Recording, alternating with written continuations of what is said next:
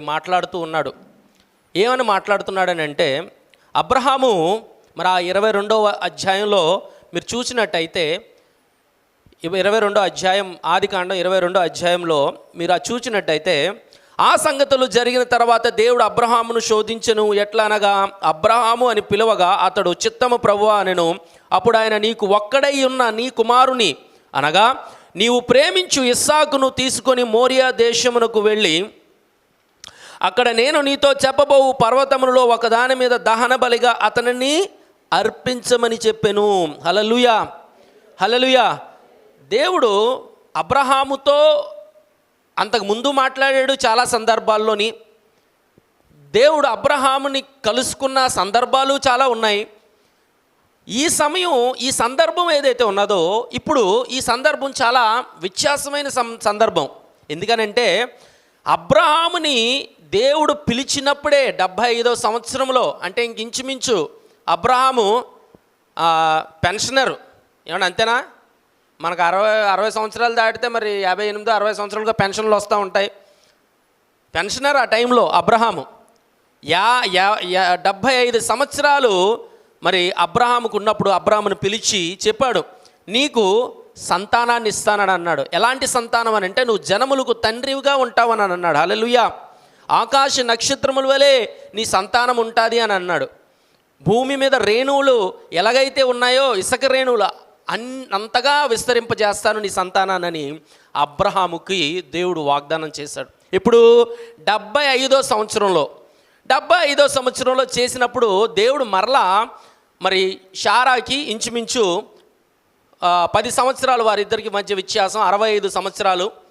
అంటే ఆ ఒక క్రమం కూడా లేదు. ఇంకా తను పిల్లలకనే ఒక సామర్థ్యం అనేది షారాకు లేదు.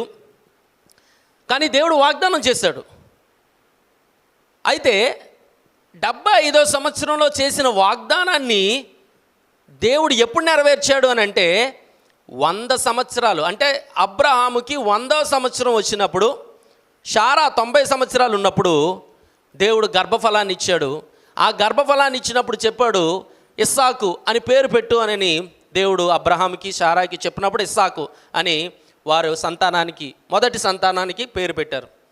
అయితే ఈ మొదటి సంతానం ఇస్సాకు ఎవరైతే ఉన్నాడో, ఈయన పెరిగి పెద్దవాడయ్యాడు. అంటే టీనేజ్లోకి వచ్చాడు. అంటే ఇంచుమించు 15 సంవత్సరాలు, 15 అంటే 10th క్లాస్ చదువుతున్న వ్యక్తి అనమాట. ఆ సమయంలో వచ్చినప్పుడు అబ్రహాముకి దేవుడు కనిపించాడు. అంటే అబ్రహాముకి 100 సంవత్సరాలు అన్నప్పుడు, ఇస్సాకు 1వ సంవత్సరం, 15 సంవత్సరాలు అన్నప్పుడు ఇంచుమించు అబ్రహాముకి 115 సంవత్సరాలు. 115 సంవత్సరాలప్పుడు అబ్రహాముకి ఒక మాట చెప్తూ ఉన్నాడు. అబ్రహాము, నీ కుమారుని నువ్వు ప్రేమించే నీ కుమారుణ్ణి నువ్వేం చేయమని అంటున్నాడు? బలిగా నాకు అర్పించమని అంటున్నాడు. బలి అర్పణ ఇవ్వమని అంటున్నాడు. హల్లెలూయా. బలి అర్పణ ఇవ్వమని అంటున్నాడు. ఎక్కడ? నేను చెప్పే మోరియా పర్వతం ఏదైతే ఉంటుందో, మోరియా దేశం ఏదైతే ఉన్నదో, ఆ మోరియా దేశం దగ్గరికి వెళ్ళి నువ్వు అక్కడ నీ యొక్క కుమారుని బలి అర్పణ చేయమని అన్నాడు. హల్లెలూయా. అంటే ఈ మోరియా పర్వతం ఏదైతే ఉన్నదో, ఈ పర్వతం దగ్గరే, ఈ పర్వతాన్ని సియోను పర్వతం అని అంటారు. దీనికి ఆనుకుని లేదా ఆ పర్వతం దగ్గర ఇంచుమించు గొల్గొతా పర్వతం కూడా అక్కడే ఉన్నది. హల్లెలూయా. ఎక్కడైతే యేసుక్రీస్తు వారు సిలువ వేయబడ్డారో. హల్లెలూయా. దేవుడు ప్రత్యక్షమై చెప్పాడు ఏమని? నీవు ప్రేమించిన నీ కుమారుణ్ణి ఇస్సాకుని నాకు బలిగా అర్పించు అని అన్నాడు. హల్లెలూయా. అంటే అబ్రహాం ఏం చేశాడంటే, ఇంకా వేరే ప్రశ్న ఏం లేదు, పరిశోధించాడనంట. అటు దేవుడు అబ్రహాముని పరిశోధించను అంటే టెస్ట్ చేశాడు, అంటే పరీక్షించాడు. అబ్రహాము విశ్వాసము ఎంత ఉన్నది? నేను 75వ సంవత్సరంలో అబ్రహాము ఎక్కడో ఉంటే ఆ దేశము నుండి నేను తీసుకొని, కల్దీయుల దేశం అనమాట, కల్దీయుల దేశంలో ఉండేవాడు అబ్రహాము. విగ్రహాలు చేస్తున్న కుటుంబం వాళ్ళది. కల్దీయులు అంటే బబిలోను దేశము. ఆ దేశంలో ఊరు అనే ప్రాంతం, ఊరు అంటే మన ఊరు, మీ ఊరు, మా ఊరు కాదు, ఊరు అని అనమాట. ఆ ఊరు పేరే ఊరు. అక్కడ ఉండేవాడు. అబ్రహామును ఆ ఊరిలో నుండి తీసుకొని వచ్చి, ఆ ఒక కల్దీయుల దేశం నుండి తీసుకొని వచ్చి అబ్రహాముని నడిపించి బలపరిచి, అబ్రహాముకి ఇచ్చిన వాగ్దానాలు బట్టి అబ్రహాముని బలపరుస్తూ ముందుకు తీసుకొని వచ్చిన సందర్భంలో అబ్రహాముకి ఇది ఒక షాకింగ్ న్యూస్. దేవుడు ఏమడుగుతున్నాడు, అసలు ఎవరిని ఏమి అడిగాడనంటే ఏదైతే ఇస్తానన్నాడో దాన్నే ఇచ్చేమని అంటున్నాడు. ఏ సంతానాన్ని అయితే నీకు ఇస్తానో, ఏ సంతానం ద్వారా అయితే నువ్వు అభివృద్ధి చెందుతావో, జనులకి పితరుడుగా నువ్వు పిలువబడతావో ఆ సంతానాన్ని నువ్వు నాకు బలి అర్పణ ఇవ్వమని అంటున్నాడు. హల్లెలూయా, హల్లెలూయా. మరి నిజంగా ఇది ఎంత దుఃఖకరమైన విషయం అని అంటే, అబ్రాహాముకి ఆ మాట చెప్పినప్పుడు నేను అనుకుంటాను బైబిల్లో వ్యక్తం పరచలేదేమో కానీ గుండెల్లో మాత్రం ఖడ్గం దూసుకుపోయి ఉంటుందండి. హల్లెలూయా.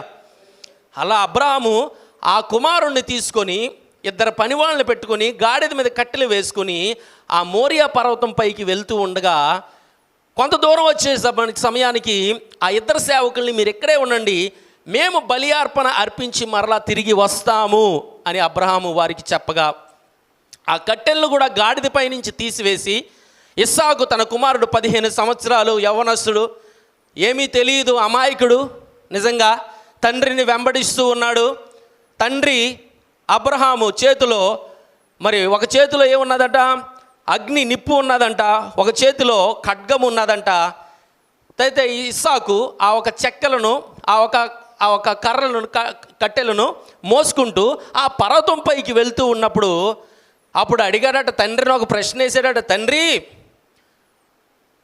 నీ చేతిలో నిప్పు ఉన్నది, మరొక చేతిలో ఖడ్గము ఉన్నది, మరి బలి అర్పించడానికి బలి అర్పణ ఏది, ఆ ఒక పశువు ఏది అని అంటే అబ్రహాము నిజంగా అది చదివినప్పుడు నా గుండెలు తరిక్కిపోతున్నాయి అనమాట. మా అబ్బాయికి ఏం తెలియదు, కానీ అబ్రహాము ఏమన్నాడు తెలుసా, దేవుడు చూచుకొనును అని అన్నాడు. హల్లెలూయా. ఎంత విశ్వాసం కలిగిన మాట అదనంటే, దేవుడు చూచుకొనును అనని విశ్వాసంతో కలిగిన మాట, నమ్మకత్వంతో కలిగిన మాట, ఎంత బలమైన మాట అనంటే అందుకనే అబ్రాహాము దేవుడికి ఏమయ్యాడు, స్నేహితుడయ్యాడంట. హల్లెలూయా. మీరు యాకోబు గ్రంథం చదివినట్లయితే 2:23లో రాయబడి ఉంటుంది అబ్రహాము ఏమయ్యాడంట దేవునికి. చూడండి అమ్మ ఒకసారి, యాకోబు 2:23.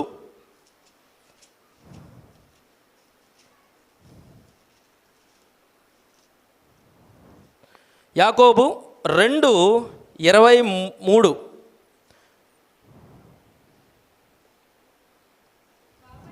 కాబట్టి అబ్రహాము దేవునిని నమ్మెను, అది అతనికి నీతిగా ఎంచబడెను అను లేఖనము నెరవేర్చబడెను, మరియు దేవుని స్నేహితుడు అని అతనికి పేరు కలిగినంట. హల్లెలూయా.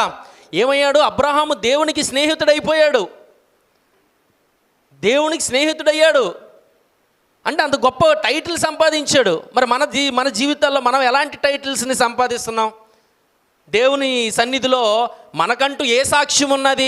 మనం దేవుని కొరకు 195 సాక్ష్యాలు మనం చెప్తూ ఉంటాం, దేవుడు వచ్చేసాడండి, దేవుడు ఇచ్చేసాడని. కానీ నీ సాక్ష్యం ఏంటి?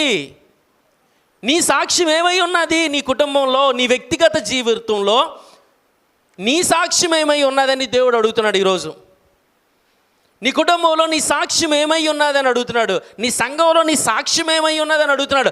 నువ్వు బంధువుల మధ్యలో నీ సాక్ష్యం ఏమై ఉన్నదని అడుగుతున్నాడు. లేదా నీ ఇరుగు పొరుగు వారి మధ్యలో నీ సాక్ష్యం ఏమై ఉన్నదని అడుగుతున్నాడు.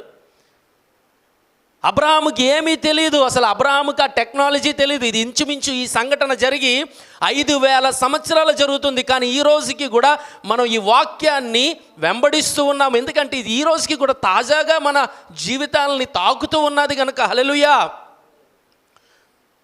అబ్రహాము ఆ కుమారుని తీసుకొని వెళ్తున్నప్పుడు ఆ ఇస్సాకు అడిగాడంట, తండ్రి అన్నీ ఉన్నాయి కానీ బలి అర్పణకు పశువు ఏదేనని అంటే యెహోవా చూచుకొనును అని అన్నాడట. హల్లెలూయా.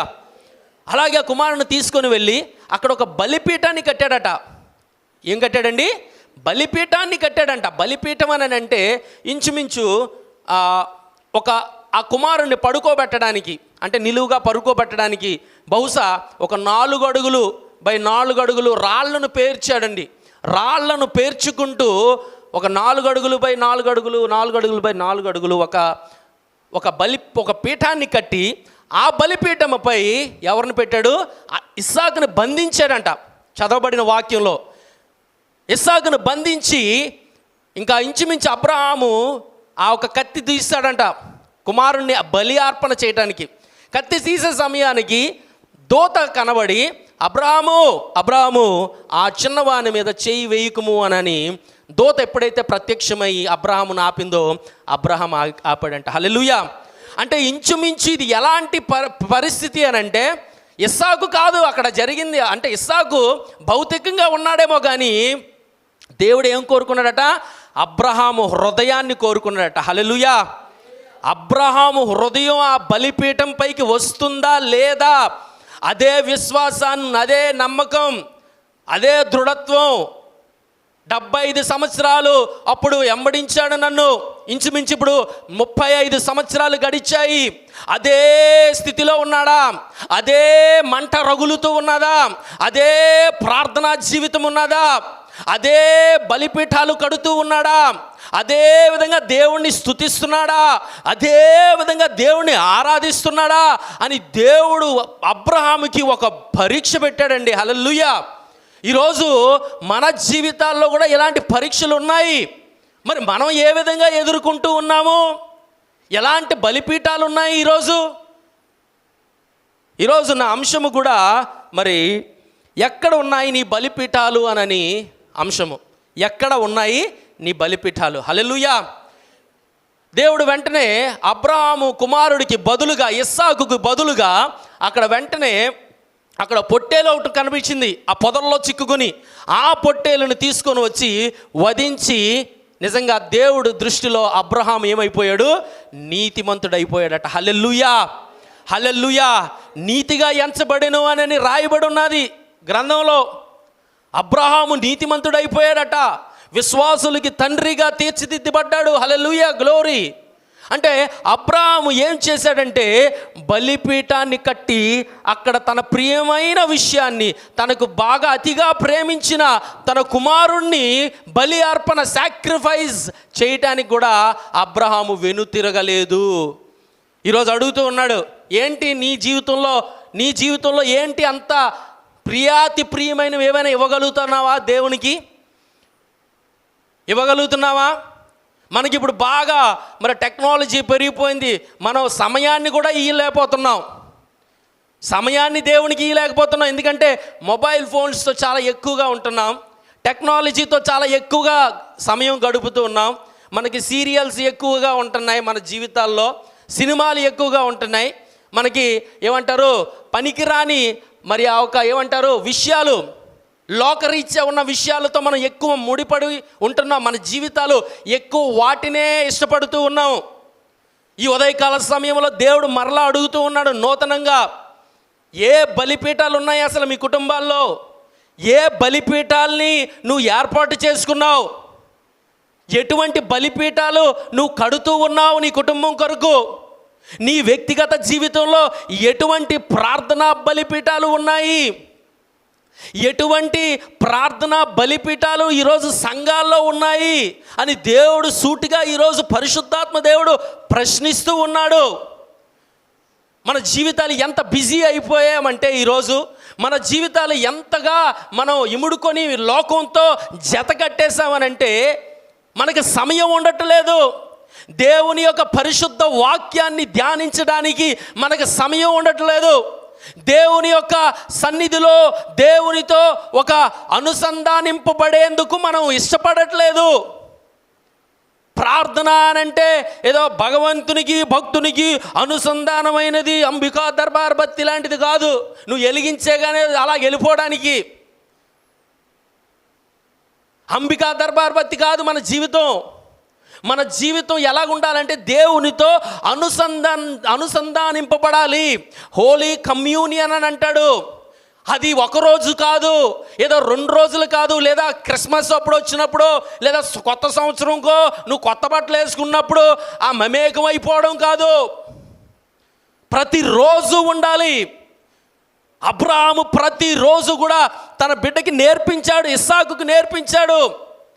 దేవుడు మాట్లాడితే దేవుడికి ఏ విధంగా లోబడాలి అని ఇస్సాకుకు నేర్పించాడు. దేవుని మాటలను ఏ విధంగా, ఆజ్ఞలను, చిత్తాన్ని ఏ విధంగా మనం చెయ్యాలో, దేవుడు ఏ విధంగా ఏమి మన నుంచి ఆశిస్తూ ఉన్నాడో దేవుడు అక్కడ మనకి యెహోవా ఈరే అంటే దేవుడు అక్కడ మనకి ఏమి ప్రొవిజన్స్ ఇస్తున్నాడో, దేవుడు మనల్ని చూచుకుంటాడు ఏ విధంగానో అని తన కుమారుడికి నేర్పించాడు. ఆ ఆత్మీయ ప్రయాణం, ఆ ఒక కొండ, మోరియా కొండ పైకి వెళ్తూ ఉండగా ఎన్నో విషయాలు ఆ కుర్రోడికి బోధిస్తూ ఉన్నాడు, తన కుమారుడికి చెప్తూ ఉన్నాడు. దేవుని కొరకు మనం ఈ విధంగా జీవించాలి, విశ్వాసం కలిగి జీవించాలి, నమ్మకత్వం కలిగి జీవించాలి. దేవుడు నిన్ను నన్ను ఒక నూతనమైన దిశలోకి తీసుకొని వెళ్ళిపోతున్నాడు. ఒక నూతనమైన నిర్దిష్టత దేవుడు ఇవ్వబోతున్నాడు. నూతనమైన మార్గంలోకి నిన్ను నన్ను నడిపించబోతున్నాడు. రానయ్యన్న తరాలు మన ద్వారాగా ఆశీర్వదించబడాలి. రానయ్యున్న తరాలు మన ద్వారాగా వారు ప్రేరేపించబడాలి, వారు ప్రోత్సహింపబడాలి. రానయ్యున్న తరాలు మన ద్వారాగా ఆశీర్వాద కారణాలుగా మన జీవితాలు ఉండాలి. వారికి ఆశీర్వాద కారణంగా, దీవెన కారణంగా మన జీవితాలు ఉండాలి అని కుమారుడికి ఆ ఒక సమయంలో చెబుతూ ఉన్నాడు. నిన్నే నేను బలిగా ఇస్తున్నానని కూడా చెప్పలేదు.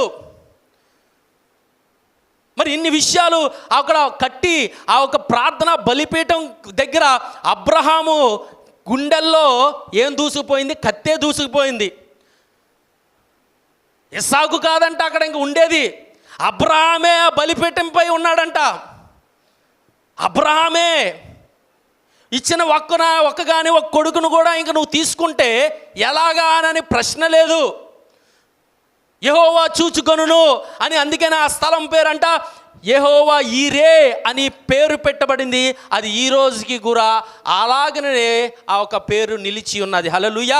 అది రాబో తరముల వరకు కూడా అలాగనే నిలిచి ఉంటుంది. హల్లెలూయా. మరి ఈరోజు దేవుడు ఉదయకాల సమయంలో నిన్ను అడుగుతూ ఉన్నాడు. అబ్రహాము జీవితంలో ఒక బలిపీఠంతో సరిపెట్టుకోలేదు. అబ్రహాము జీవితంలో ఒక వాగ్దానంతో సరిపెట్టుకోలేదు. అబ్రహాము ఈరోజు నిన్ను అడుగుతూ ఉన్నాడు, నీ యొక్క వ్యక్తిగత జీవితంలో, ప్రార్థన బలిపీఠాలు అసలు ఉన్నాయా లేవా?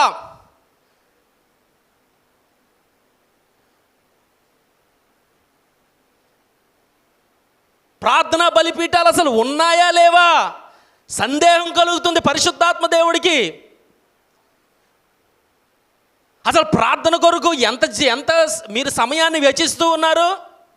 అసలు మాట్లాడుకుందాం మామూలుగా. ఇంకెలాగో మీరు నేను ఫేస్ టు ఫేస్ అయ్యాం కనుక అసలు రోజుకి ఒక గంట ప్రార్థన అంటే బైబిల్ చదువుకొని ఒక పావు గంట, ఒక అరగంట, ఒక పావు గంట అయినా బైబిల్ చదువుకొని ఒక గంట సేపు ఎవరైనా విశ్వాసుల్లో ఎవరైనా గంట ఉన్నారా? ఎవరైనా అండి? గంట, అరగంట అంటే గంట దాటితే ఇంకా ఇంకా ఇంకా ఇంకెవరో ఉండరు. అరగంట ఎవరైనా ఉన్నారండి? అరగంట సేపు అంటే ఇటువంటి పనిపాట్లు పెట్టుకోకుండా, మొబైల్ ఫోన్లు చూసుకోకుండా, సీరియల్ జోలికి వెళ్ళకుండా ప్రతిష్ఠించుకొని రోజుకి అరగంట మీలో ఎవరైనా మీకు ఇచ్చిన 24 గంటల్లో 24 గంటల్లో అరగంట ఎవరైనా ప్రార్థించేవారు ఉన్నారా? సరే వదిలేయండి, అరగంట కూడా వదిలేయండి. పావు గంట ఎవరైనా చేస్తున్నారా? పోనీ పావు గంట చేస్తున్నారు. సగం చెయ్యెత్తారు, పావు చెయ్యెత్తారు అనమాట ఆవిడ సిస్టర్. సరే పోన్లే, ఏదో ఒకటి ధైర్యంగా ఆ పావు అంతైనా చెయ్యెత్తారు ఒకళ్ళే. రోజుకి 10 నిమిషాలు ప్రార్థించుకున్న వాళ్ళు ఎవరు ఎంతమంది ఉన్నారు? 10 నిమిషాలు 2 చేతులు లేసాయి. 10 నిమిషాలు. ఇంక ఇప్పుడు ఎలాగుందంటే అబ్రాహాము లోతు కొరకు, ఆ ఒక సొదొమ గొమొర్రా కొరకు, నీతిమంతుల కోసం ఏమంటారు, ఆ ఒక బేరాలు ఉంటుంది కదా, బేరసారాలు ఉంటాయి కదా, ఆ బేరసారాలు ఎలాగుంటాయో ఆ టైపులో ఉన్నది ఇప్పుడు. అంటే 10 నిమిషాలు కూడా ఈరోజు క్రైస్తవులుగా మనం ప్రార్థించడానికి ఇష్టపడట్లేదు. క్రైస్తవులుగా మనం ముందుకు వెళ్ళడానికి ఇష్టపడట్లేదు. క్రైస్తవులుగా మనకి ఎటువంటి మరి ఆ ఒక ఏమంటారు ప్రార్థనా జీవితం ఏదైతే ఉన్నదో అది మనం చూపించడానికి వీలు లేకుండా మనం ఉంటున్నాం. అంటే అంత బిజీ అయిపోయామా మన జీవితాల్లో? అంటే మనకి సమయం లేదా? అంటే ఎటువంటి జీవితాన్ని మనం గడుపుతూ ఉన్నాము ఈరోజు? మరి మీరేమో మీ బిడ్డల్ని ఎంతో తీర్చిదిద్దాలని అనుకుంటున్నారు. ఏమండి, వాళ్ళని పెద్ద పెద్ద ఏమంటారు ఇంజనీర్స్ గానో, లేదా డాక్టర్స్ గానో, ఐఏఎస్ ఆఫీసర్స్ గానో, లేదంటే పెద్ద పెద్ద మంచి హోదాల్లో చూడాలనుకుంటున్నారు.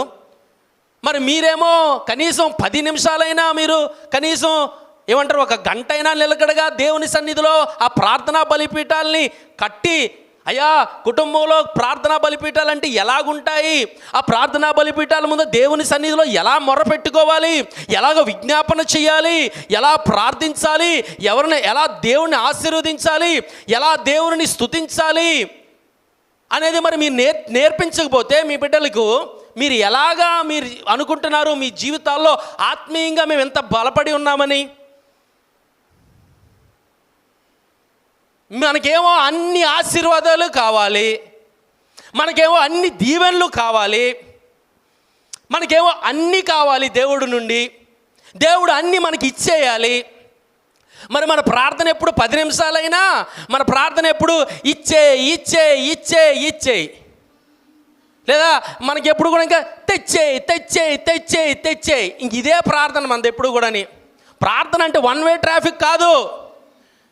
ప్రార్థన అంటే దేవుని సన్నిధిలో నీ చిత్తం ఏంటై ఉన్నది నా జీవితం కొరకు, నీ చిత్తం ప్రకారంగా నీ ఆజ్ఞలు ఏమై ఉన్నాయి నా జీవితం పట్ల, నీ కట్టడాలు ఏమై ఉన్నాయి నా బ్రతుకు పట్ల, నా జీవితం పట్ల, నా కుటుంబం పట్ల, నా బిడ్డల పట్ల అని దేవునితో మాట్లాడుట, అది దేవునితో సమయం గడుపుట, దేవునిని ఆరాధించుట. హల్లెలూయా. అది అడుగుతున్నాడు దేవుడు. మరి దేవుడు మిమ్మల్ని ఎంతగా ఆశీర్వదించాడు, మిమ్మల్ని ఎంతగా మనల్ని దీవించాడు. ఏ ఆశీర్వాదాలు పొందుకోలేదా, దీవెనలు పొందుకోలేదా? మనం ఒక 25 సంవత్సరాలు 30 సంవత్సరాలు ఫ్లాష్ బ్యాక్కి వెనక్కి వెళ్తే మన జీవితాలు ఏంటో మనకు అర్థమవుతూ ఉన్నది. ఒక 25-30 సంవత్సరాలు వెనక్కి వెళ్ళి చూడండి. దేవుడు అప్పుడు ఆ పూరు గుడిసె ఉండేది, మనకి పెంకుటిల్లులు ఉండేవి, ఈరోజు మేడలు డాబాలు ఇచ్చాడు. తాతగారు తుప్పు పట్టిపోయిన సైకిల్ ఉండేది, ఆ సైకిల్ ఇలా తొక్కుతూ ఉంటే పెడలుడిపోయి ఇలా పెడలు సెట్ చేసుకునేసరికి చైన్ ఊడిపోయేది, చైన్ సెట్ చేసుకునేటప్పటికి సీటు పడిపోయేది. అలాంటిది ఈరోజు నీ ఇంట్లో ఎన్ని ఉన్నాయి బళ్ళు? 1-2 బళ్ళు ఉన్నాయి నీ ఇంట్లో. ఇంకా కొంతమంది ఇళ్లలోనైతే వాళ్ళు నలుగురు ఉంటే నలుగురికి 4 బళ్ళు ఉన్నాయి. దేవుడు ఇచ్చాడు, నిన్ను ఆశీర్వదించాడు. ఒకప్పుడు ఫోన్లు లేవు, ఆ ఏమంటారు పోస్ట్ ఆఫీసులకి వెళ్ళి అక్కడ చెప్పవలసిన పరిస్థితి, అక్కడికి వెళ్ళాలి. కానీ ఈరోజు నీ ఇంట్లో ఒక్కొక్కరికి 2 ఫోన్లు 4 సిమ్ములు ఉంటున్నాయి. ఎంత నిన్ను ఆశీర్వదించాడు దేవుడు. నువ్వేమైనా ఇచ్చావా దేవుడికి నువ్వేమైనా ఇవ్వగలిగావా అసలు నీ సమయాన్ని?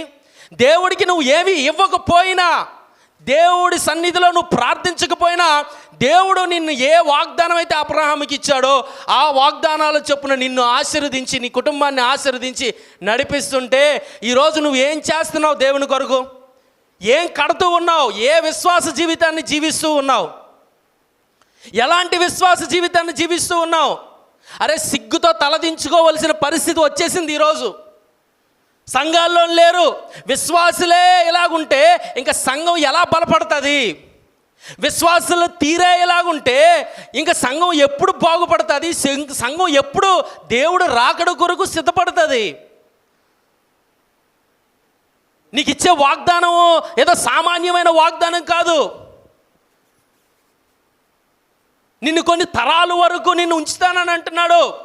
నీ సంతానానికి ఈ దేశంలో ఈ దేశాన్ని ఇస్తానని అంటున్నాడు. ఈ దేశం మీద నీ సంతానం ఆధిపత్యం చేస్తుంది అని, నీ సంతానాన్ని నేను ఎలాగ ఆశీర్వదిస్తానని అంటే నీ యొక్క ఊహలకు అంచనాలకు మించిన ఆశీర్వాదం నేను ఇస్తాను అని అంటున్నాడు దేవుడు. హల్లెలూయా. మన ఆ ఆశీర్వాదాలను నువ్వు అందిపుచ్చుకోవడానికి నీ ప్రిపరేషన్ ఏంటి? నీ సిద్ధపాటు ఏంటి? చాలామంది ఇంకా ఎంత మరి వారి యొక్క నిత్య జీవితంలో అసలు దేవుడితో సమయం గడపడానికి ఈరోజు క్రైస్తవులు ఇష్టపడట్లేదు. కానీ దేవుని యొక్క ఆశీర్వాదాలు, దేవుని యొక్క దీవెనలు, దేవుని యొక్క బహుమానాలు కావాలి మనకి. ఇది ఎలాంటి ఘోరమైన విషయం అని అంటే, అలనాడు క్రీస్తు యేసు వారిని అక్కడ సిలువలో రోమా సామ్రాజ్యము ఆ ఒక సైనికులు యేసుక్రీస్తుని అయితే సిలువేసేశారు, కానీ ఆయన బట్టలు మాత్రం పంచుకుంటున్నారు. యేసుక్రీస్తు వద్దు, యేసుక్రీస్తు మన జీవితాలకు వద్దు.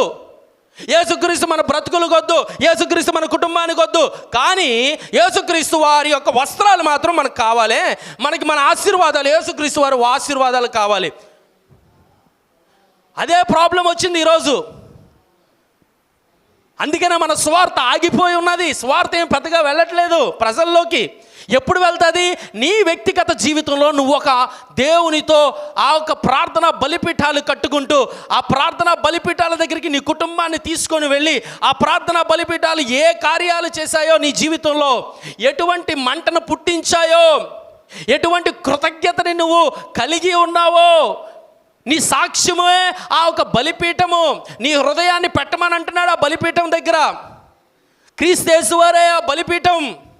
ఆ బలిపీఠాల దగ్గరికి నువ్వు రావాలి ఈరోజు నీ కుటుంబ సమేతంగా. మనకు అన్ని ఆశీర్వాదాలు ఉన్నాయి, మనకు అన్ని దీవెనలు ఉన్నాయి, కానీ మనం యేసుక్రీస్తు నుంచి ఎంతో దూరం అయిపోయాం. ఈరోజు సంఘాలు దూరం అయిపోయాయి. ఏదో రావడం వెళ్ళిపోవటం, రావడం వెళ్ళిపోవడం. పాస్టర్ గారు ఏమని అనుకుంటారేమో అని వస్తాము, అటు ఇటు 4 సార్లు తిరుగుతాము, ఒక గంట సేపు వాక్యం విని వెళ్ళిపోవటమే, కానీ తర్వాత ఏ ఒక మార్పు లేదు, వాక్యానికి విలువే లేదు. మనమేమో క్రైస్తవులుగా బోర్డులు పెట్టుకొని తిరుగుతున్నాం. మనం క్రైస్తవులవి, మేము క్రైస్తవురాలు, విశ్వాసులవి అని బోర్డులు మాత్రం పెట్టుకొని తిరుగుతున్నారు. కానీ ఏంటి లాభం? ఏంటి లాభం? ఏమై ఉన్నది? నీ కుటుంబంలో నీ సాక్ష్యం ఏమై ఉన్నది? నీ బిడ్డలకి నువ్వు ఏం నేర్పించావు? ఆస్తులు కూడగట్టుకోమన ఆస్తులన్నీ ఇస్తాడండి దేవుడు. ఆరోగ్యాన్ని కూడా దేవుడే ఇస్తాడు, ఇవ్వడం లేదు. మనం ఎవరిని నమ్ముకుంటూ ఉన్నాము? డాక్టర్ని నమ్ముకుంటున్నాం ఎక్కువ. కొన్ని సందర్భాల్లో డాక్టర్ని నమ్ముతున్నాం, దేవుణ్ణి నమ్మట్లేదు. డాక్టర్ని నమ్మినంత దేవుణ్ణి నమ్మట్లేదు. ఒక ఆయన వెళ్ళాడట డాక్టర్ గారి దగ్గరికి, ఇలాగే మన విశ్వాసం ఒకటి వెళ్ళాడట, డాక్టర్ గారినే అడిగాడట, డాక్టర్ గారండి ఈ మధ్య నాకు చాలా వింతగా ఒక జబ్బు వచ్చిందండి అని అంటున్నాడట. ఏంటండి, ఏంటి చెప్పండి అని అన్నాడట. అంటే అన్నాడట, డాక్టర్ గారండి నేను ఏ ఒక్కరిని చూస్తే నాకు ఇద్దరుగా కనబడుతున్నారు అని అన్నాడట. అప్పుడు డాక్టర్ గారు అన్నారట, మరి అయితే ఈ మాట చెప్పడానికి మీరు నలుగురు ఎందుకు అయ్యా వచ్చారు అని అన్నాడట.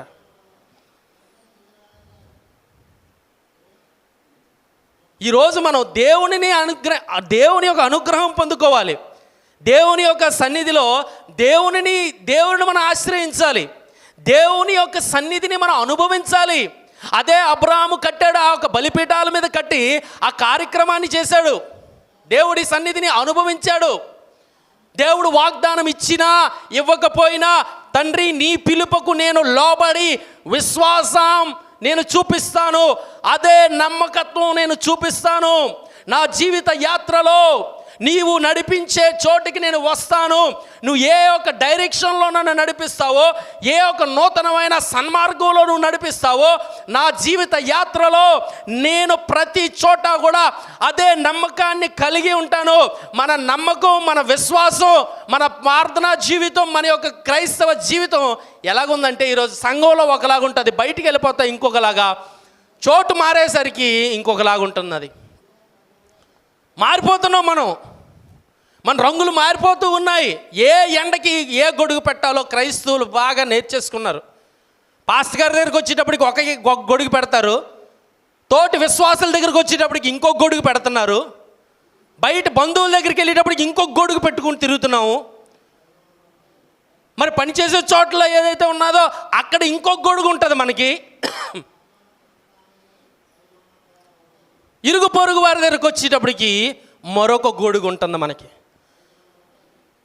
ఏ కాలానికి ఏ గొడుగు కావాలో, ఏ సందర్భానికి ఏ గొడుగు కావాలో బాగా నేర్చుకున్నాం. కానీ ఏ ఒక సమస్యలో, ఏ ఒక ఆజ్ఞలో, ఏ ఒక చిత్తంలో మనం దేవునికి బలిపీఠాలు కట్టుకొని నిలబడాలి, దేవుని కొరకు ఆ ఒక ఆరని జ్వాలగా నిలబడాలి అని ఈరోజు క్రైస్తవులు మర్చిపోయారు. బేసిక్సే మర్చిపోయారు ఈరోజు. బేసిక్స్ అని అంటే ఏదైతే ఫౌండేషన్ ఉందో, ఏదైతే ఆ ఒక చిన్న విషయాలు ఉన్నాయో అవే మర్చిపోయాం. నేర్చుకున్న పాత పాఠాలు ఈరోజు మర్చిపోయాము. మనం ఎక్కడెక్కడో తిరుగుతున్నాం, ఎరగెలగో తిరుగుతూ ఉన్నాము. చాలా దారుణంగా ఉంది పరిస్థితి.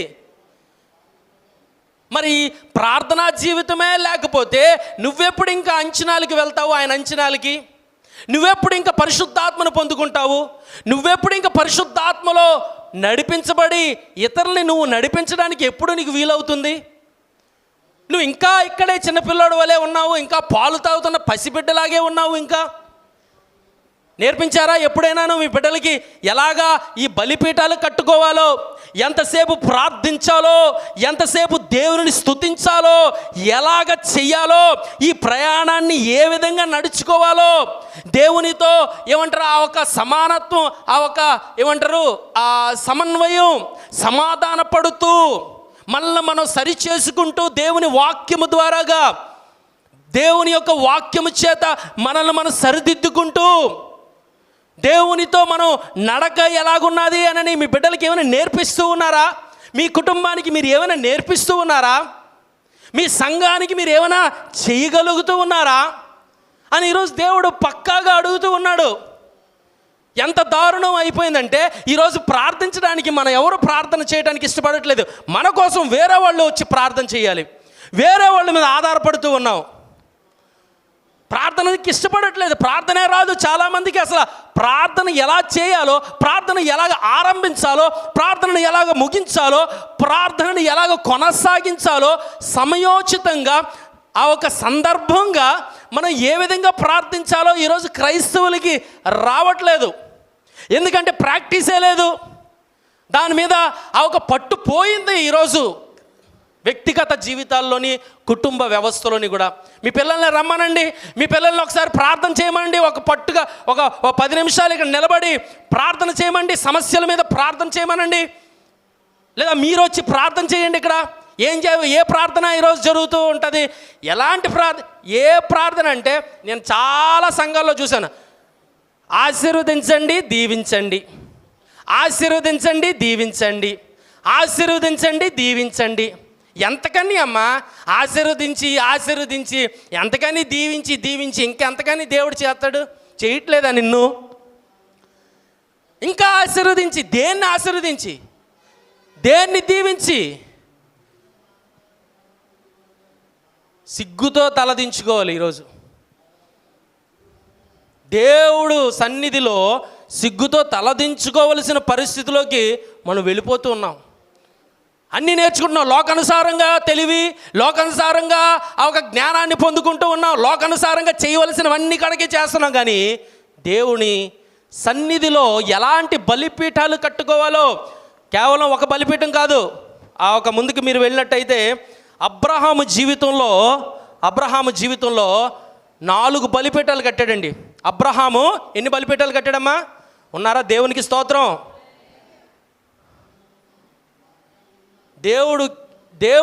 దేవుడు కొరకు అబ్రహాం ఎన్ని బలిపీఠాలు కట్టాడో తెలుసా?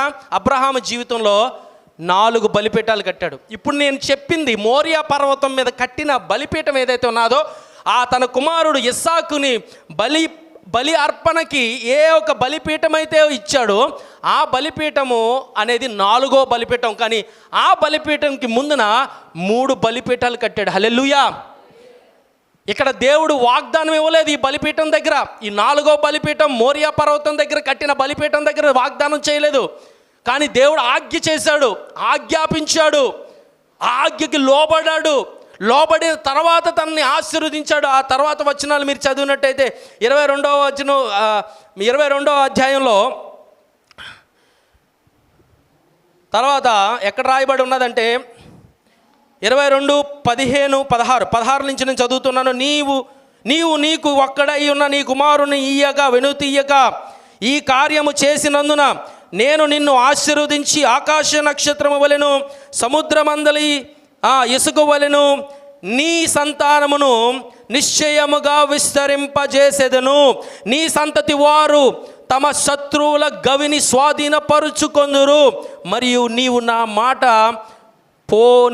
వినినందున భూలోకములోని జనులన్నీయు నీ సంతానము వలన ఆశీర్వదించబడును నా తోడని ప్రమాణము చేసి ఉన్నాను యెహోవా సెలవిచ్చెను అంట. హల్లెలూయా. మరి ఈ వాగ్దానం అబ్రహాంకే కాదు, ఈరోజు వాక్యం వింటున్న మనందరికీ కూడా వర్తిస్తుంది. హల్లెలూయా.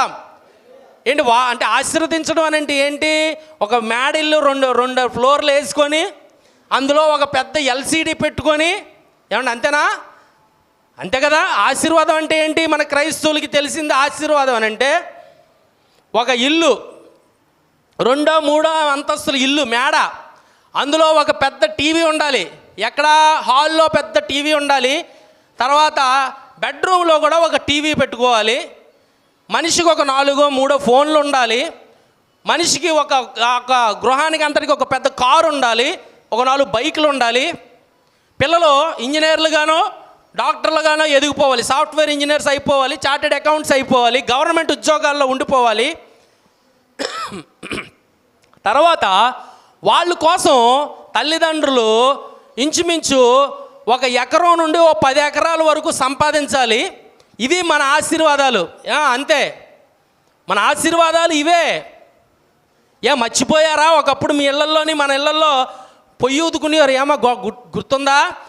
గొట్టాలు 30 సంవత్సరాలు క్రిందట, 25 సంవత్సరాల క్రిందట ఆ పొగ్గొట్టాలు వేసుకొని ఉఫ్ఫో ఉఫ్ఫు ఉఫ్ఫు ఉఫ్ఫు ఉఫ్ఫు ఉఫ్ఫు అని కళ్ళు మండిపోతుంటే ఉఫ్ఫో ఉఫ్ఫో.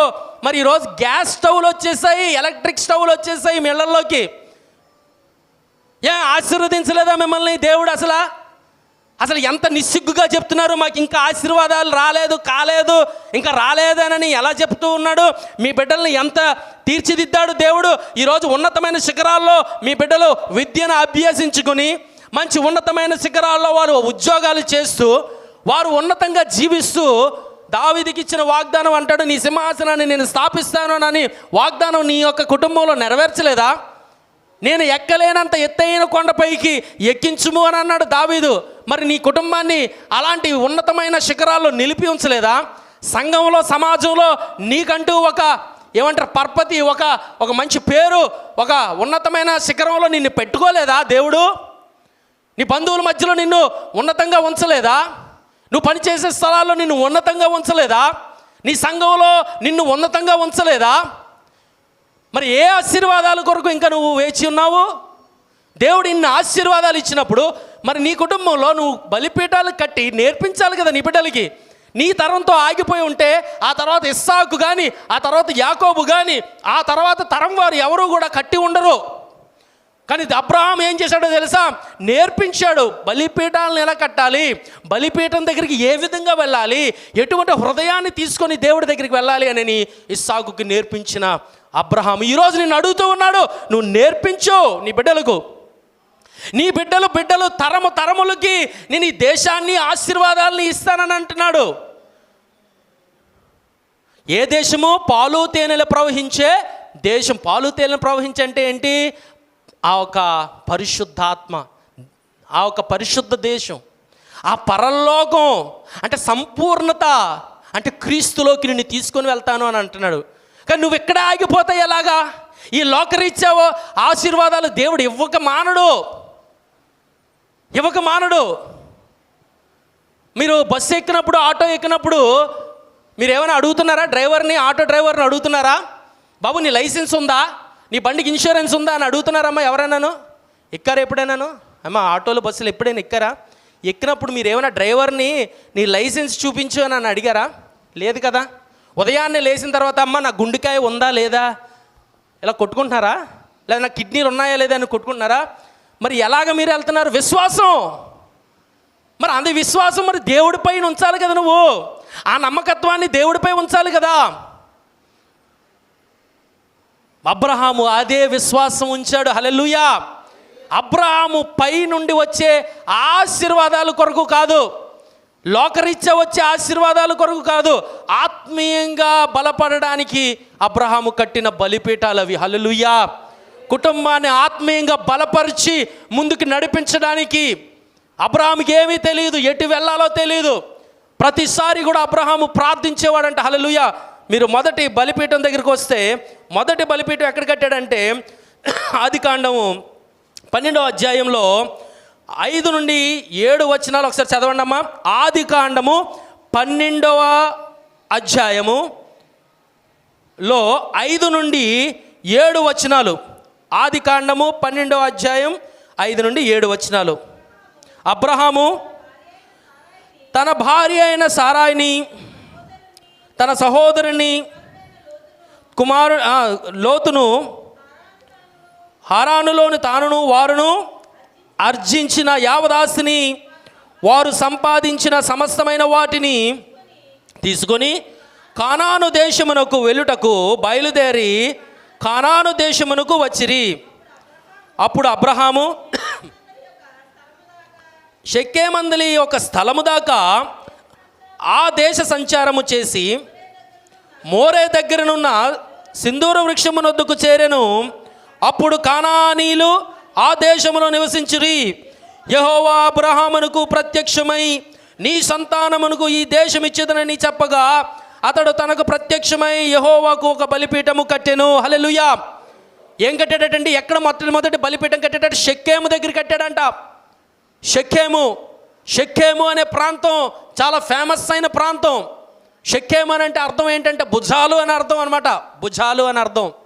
షెకెము దగ్గర కట్టాడంట. షెకెము దగ్గర ఒక బలిపీఠాన్ని కట్టాడు.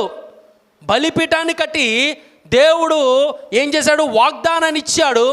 ఆ వాగ్దాన ప్రకారంగా ఏంటంటే ఒక బలిపీఠాన్ని కట్టి అక్కడ ప్రార్థన చేశాడట, ఆరాధించాడట. హల్లెలూయా. అంటే ఆ దేశం ఏ దేశం అట? కానానీయుల దేశం అట. మీరు జ్ఞాపకం పెట్టుకోండి, కానానీయులు ఎక్కడి నుంచి వచ్చారనంటే కయ్యేను సంతానం, దేవునికి విరోధమైన సంతానం. దేవునికి ఏమంటారు? ఆ ఒక శత్రువులుగా ఉన్నారట. దేవుని ప్రజలకి శత్రువులుగా ఉన్నారంట కానానీయులు. అప్పటికే ఆ దేశంలో ఉన్నారట. కానానీయుల మధ్యలోకి దేవుడు తీసుకొని వెళ్ళాడు. ఎవరిని? కానానీయుల దేశము, కానాను ఆ ఒక బలిపీఠాన్ని కట్టి దేవుని సన్నిధిని అనుభవిస్తూ ఉన్నాడు. హల్లెలూయా. దేవుని కొరకట తన ప్రతిసారి కూడా తనకు మార్గం ఎటు వెళ్ళాలో తెలియదంట. దేవుడు ప్రతిసారి కూడా నూతనమైన మార్గాన్ని చూపిస్తూ ఉన్నాడట, నూతనమైన ప్రయాణాన్ని చూపిస్తూ ఉన్నాడు. ఈరోజు అంటున్నాడు, నువ్వు బలిపీఠాన్ని కట్టి నువ్వు నన్ను ఆరాధించిన ఎడలా, సంగమా, నువ్వు నాకు బలిపీఠాలను కట్టి నువ్వు నన్ను ఆరాధించిన ఎడలా నిన్ను నేను నూతనమైన మార్గంలోకి నడిపిస్తాను అని అంటున్నాడు. హల్లెలూయా. నూతనమైన మార్గము నువ్వు హ్యాండిల్ చేయలేవు, నువ్వు తట్టుకోలేవు. ఆయన ఆశీర్వాదాలు, ఆయన దీవెనలు నువ్వు తట్టుకునే స్థాయికి నువ్వు నిలబడాలి అని అంటే నువ్వు శక్తితో నిలబడాలి. ఆయన చేసే ఆశీర్వాదం, ఆయన చేసే కార్యాలు బహు గొప్పవిగా ఉంటాయి. జనములకు నిన్ను తండ్రిగా ఉంచుతానంటున్నాడు. జనములకు నిన్ను తండ్రిగా ఉంచుతానంటున్నాడు. నువ్వు కట్టాలి, ఆ ఒక బలిపీఠాలని కట్టాలి. మరి ఏముంటున్నాయి మన ఇళ్లలోని? ఏముంటున్నాయి? దేనికి ప్రాధాన్యత ఇస్తున్నారు? బిడ్డలకి ఏమి నేర్పిస్తూ ఉన్నారు? ఎటువంటి నడవడిక కలిగి ఉన్నారు మన బిడ్డలు ఈరోజు? తల్లిదండ్రులు ఒక్కొక్కసారి బోరమని ఏమంటారు, ఏడుస్తూ ఉన్నారు ఒక్కొక్క దగ్గర. అయ్యా మా మాట వింటలేదండి, అయ్యా మమ్మల్ని పట్టించుకోవట్లేదు అని అంటే, నువ్వేం చేసావు? నీకు వయసు ఇచ్చినప్పుడు నువ్వేం చేసావు? నీకు సమయం ఇచ్చినప్పుడు నువ్వు ఏం నేర్పించావు నీ బిడ్డలకి? నువ్వు ప్రార్థన మోకాళ్ళేసి నువ్వు ప్రార్థనలో ఉన్నప్పుడు, ఆ బలిపీఠాల ఎదుట నీ హృదయాన్ని పెట్టినప్పుడు, ఈ లోకానుసారమైన విషయాల నుండి దూరపరుచుకొని నిన్ను నువ్వు ప్రతిష్ఠించుకొని దేవుడు నిన్ను ఏర్పాటు చేసుకొని దేవుడు నిన్ను ప్రతిష్ఠించి నిన్ను తీసుకొని వస్తే నువ్వు ఏ విధమైన విధానాన్ని నువ్వు అనుసరించావు? కొంతకాలమేమో దేవునితో ఉన్నావు, కొంతకాలమేమో లోకంతో కలిసిపోయావు. ఇప్పుడు నీకు కష్టము, కన్నీరు, నిరాశ, నిస్పృహలు నీ బిడ్డల ద్వారాగా ఎదురవుతుంటే, నీ బంధువుల ద్వారాగా ఎదురవుతుంటే నువ్వు వచ్చి ఇక్కడికి ఏడుస్తూ ఉన్నావు, నువ్వు కన్నీరు పెడుతూ ఉన్నావు. అయ్యా నీకు ఇచ్చిన సమయం, ఎంత సమయం, విలువైన సమయాన్ని ఏం చేస్తూ ఉన్నావు? ఈరోజు సంఘంగా దేవుడు అడుగుతూ ఉన్నాడు. దేవుడు ఒక్కళ్ళ కొరకు రాడు, ఏ ఇద్దరు కొరకు రాడు, ఏ 10 మంది కొరకు రాడు, ఏ 100 మంది కొరకు రాడు. దేవుడు సంఘం కొరకు వస్తూ ఉన్నాడు. సంఘంగా మీరు ఉండాలి, సంఘంగా మీరు ఏర్పడాలి. సంఘమే ఒక బలిపీఠంగా మార్చబడాలి. ఈరోజు ఇక్కడ నిత్యము కూడా ఆ ఒక ప్రార్థనా ధూపాలు దేవునికి అర్పిస్తూ ఉండాలి. మరి మీరు ఎంతమంది వస్తూ ఉన్నారో ఈ సహవాసంలోకి నాకైతే తెలీదు. ప్రార్థనలు ఉంటాయి, ప్రార్థనలకి కనీసం ఇక్కడికి వచ్చి డెడికేషన్ అయినా చేసుకోరు, రీడెడికేషన్ చేసుకోరు. మిమ్మల్ని మీరు ప్రతిష్ఠించుకోమని అడుగుతున్నాడు దేవుడు. రండి అని అడుగుతున్నాడు. అబ్రహాము రా, విడిచిపెట్టు పాతవన్నీ కూడా విడిచిపెట్టు అని అంటున్నాడు. విడిచిపెట్టారా మీరు? పాతవి ఏం విడిచిపెట్టారు చెప్పండి? ఏం విడిచిపెట్టారు? సినిమాలు విడిచిపెట్టారా? చెప్పండి, నిజం చెప్పండి. గుండెల మీద చేసుకొని చెప్పండి. సినిమాలు పూర్తిగా మానేశారా? సీరియల్స్ పూర్తిగా మానేశారా? సీరియల్స్ మానేశారా పూర్తిగాను? మరి పిచ్చాపాటి పక్కింటి పిన్ని గారితోటి, ఎదురుంటి అక్కయ్య గారితోటి, వెనకింటి బామ్మగారితో పిచ్చాపాటి వేస్తూ ఉంటారు కదా, అవి మానేశారా? ప్రజల్ని ప్రేమించడం మొదలు పెడుతున్నారా? దేవుడి సన్నిధిలో ఉంటున్నారా? సరే, ఇవన్నీ మానిపెట్టేశారు, బాగానే ఉంటున్నారు. దేవుడి సన్నిధిలో మీరు ఎంత సమయం ఉంటున్నారు? సరే, ఇవన్నీ కొంతమంది సిస్టర్స్ అక్కడి నుంచి కొసర చేతులు ఎత్తారు, బాగానే ఉన్నది, సరే బాగానే ఉంది, ఇవన్నీ విడిచిపెట్టారు. మరి మీరు ఏం చేస్తున్నారు? సమయాన్ని ఏం చేస్తూ ఉన్నారు? మీరు బైబిల్ గ్రంథాన్ని చదువుతున్నారా? దేవుడు మనతో ఏం మాట్లాడాలనుకుంటున్నాడో, ఆయన యొక్క ప్రణాళికలు ఏంటి అనేది బైబిల్ పరిశుద్ధ గ్రంథంలో రాయబడి ఉన్నాయి. ఈ పరిశుద్ధ గ్రంథాన్ని రాయడానికి కొన్ని జీవితాలే దహనం అయిపోయాయి. అలాగే ఈ పరిశుద్ధ గ్రంథం మన వరకు చేరింది. కానీ ఈరోజు మన పరిశుద్ధ గ్రంథం ఏంటి? మనం పట్టించుకోమే. పరిశుద్ధ గ్రంథాన్ని మనం పట్టించుకోం. వాక్యం మనకొద్దు. మనకి కావాల్సింది మాత్రం ఆశీర్వాదాలు కావాలి. షెకెములో మొదటి బలిపీఠాన్ని కట్టాడు. నువ్వు మళ్ళీ రా, నువ్వు మరలా నీ యొక్క ఆత్మీయ జీవితంలో ఎక్కడ నువ్వు మొట్టమొదటిగా బలిపీఠాన్ని కట్టావో దేవుడి సన్నిధిలో, మళ్ళీ అక్కడికి రా, నువ్వు వచ్చి ప్రార్థన చెయ్యి. ఏమి నేర్పిస్తున్నారు మన పిల్లలకి? ఎంతసేపు టీవీ చూడాలి, ఎంతసేపు మొబైల్ ఫోన్స్తో ఆనుకొని ఉండాలి. ఆనుకొని ఉండవలసింది మొబైల్ ఫోన్స్తో కాదు, సహవాసం చేయవలసింది టీవీలతోనూ, ఏమంటారు ఈ లోకంతో కాదు. నువ్వు ఆనుకొని జీవించవలసింది ఆయన రొమ్ములపై ఆనుకోవాలి. యోహాను తన రొమ్ముపై ఆనుకొని ఉన్నాడట. అందుకని అంచెదినము ఆ ఒక కాలంలో యోహానికి దేవుడు దర్శనమిచ్చాడు. నువ్వు ఎప్పుడైతే నువ్వు ఆనుకొని జీవిస్తావో ఆ బలిపీఠమే యేసు ప్రభు. ఆ బలిపీఠాన్ని నువ్వు ఆనుకొని ఎప్పుడైతే ఉంటావో నీ యొక్క బిడ్డలు అదే రీతిలో నడిపించబడతారు. హల్లెలూయా, హల్లెలూయా. నీ వాక్యం, నీ జీవితంలో వాక్యం ఎప్పుడైతే ఫలిస్తుందో, ఎప్పుడైతే నువ్వు గౌరవిస్తావో, ఎప్పుడైతే నువ్వు దేవుణ్ణి ప్రేమిస్తావో, ఆ సమయంలోనే నీ బిడ్డల జీవితాలు కూడా ఆశీర్వదించబడతాయి. వారు కూడా దేవుని యొక్క సన్నిధిలో నీ ప్రకారంగానే నడుచుకుంటారు. యథా రాజా తథా ప్రజ అని అన్నారు. మరి నీ కుటుంబానికి నువ్వే రాణివి, నీ కుటుంబానికి నువ్వే రాజువు. మరి నువ్వు కుటుంబాన్ని ఏ విధంగా ఏలుతూ ఉన్నావు? ఆయనకి ప్రభుత్వాన్ని ఇచ్చారా ఏలమని?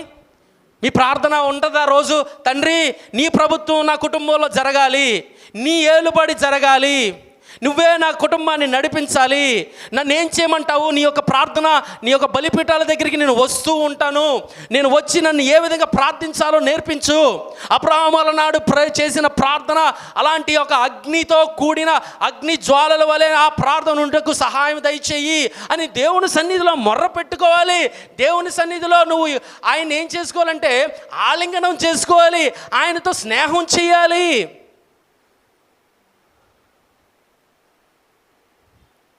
రెండో బలిపీఠం ఎక్కడ కట్టాడనంటే, రెండో బలిపీఠం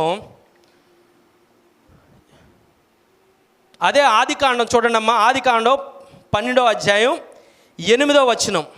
అదే ఆదికాండం 12వ అధ్యాయం 8వ వచనం చదవండి అమ్మ. అందరూ తీస్తున్నారా? చల్లగా ఉంది, ఫ్యాన్ల కింద చక్కగా పడుకొని ఒక కునుకు లాగుతున్నారా? దేవునికి స్తోత్రం, హల్లెలూయా. అక్కడ నుండి చదవండి అమ్మ. 12వ అధ్యాయము 8వ వచనం. అక్కడ నుండి ఎవరు?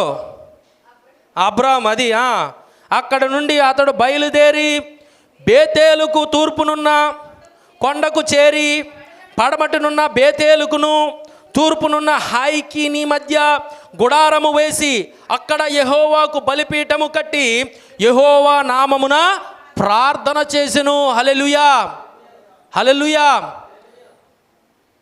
13వ అధ్యాయంలో దానికి కంటిన్యూయేషన్ ఉంటుంది అనమాట. 13వ అధ్యాయంలో 3-4 వచనాలు కూడా చదవండి అమ్మా. 13వ అధ్యాయం. అతడు ప్రయాణము చేయుచు దక్షిణము నుండి బేతేలుకు వరకు, అనగా బేతేలుకును హాయికిని మధ్య తన గుడారము మొదట ఉండిన స్థలము వరకు వెళ్ళి తాను మొదటి బలిపీఠమును కట్టిన చోట చేరెను. అక్కడ అబ్రహాము యెహోవా నామమున ప్రార్థన చేసెను. హల్లెలూయా. ఏమి విశ్వాసం అండి! మీకు ఒక అర్థమైందో లేదో ఇక్కడ. మొట్టమొదటిగా బేతేలు దగ్గర ఏం చేశాడు? ప్రార్థన చేశాడు. బేతేలు అని అంటే దేవుని గృహము అని అర్థం అనమాట.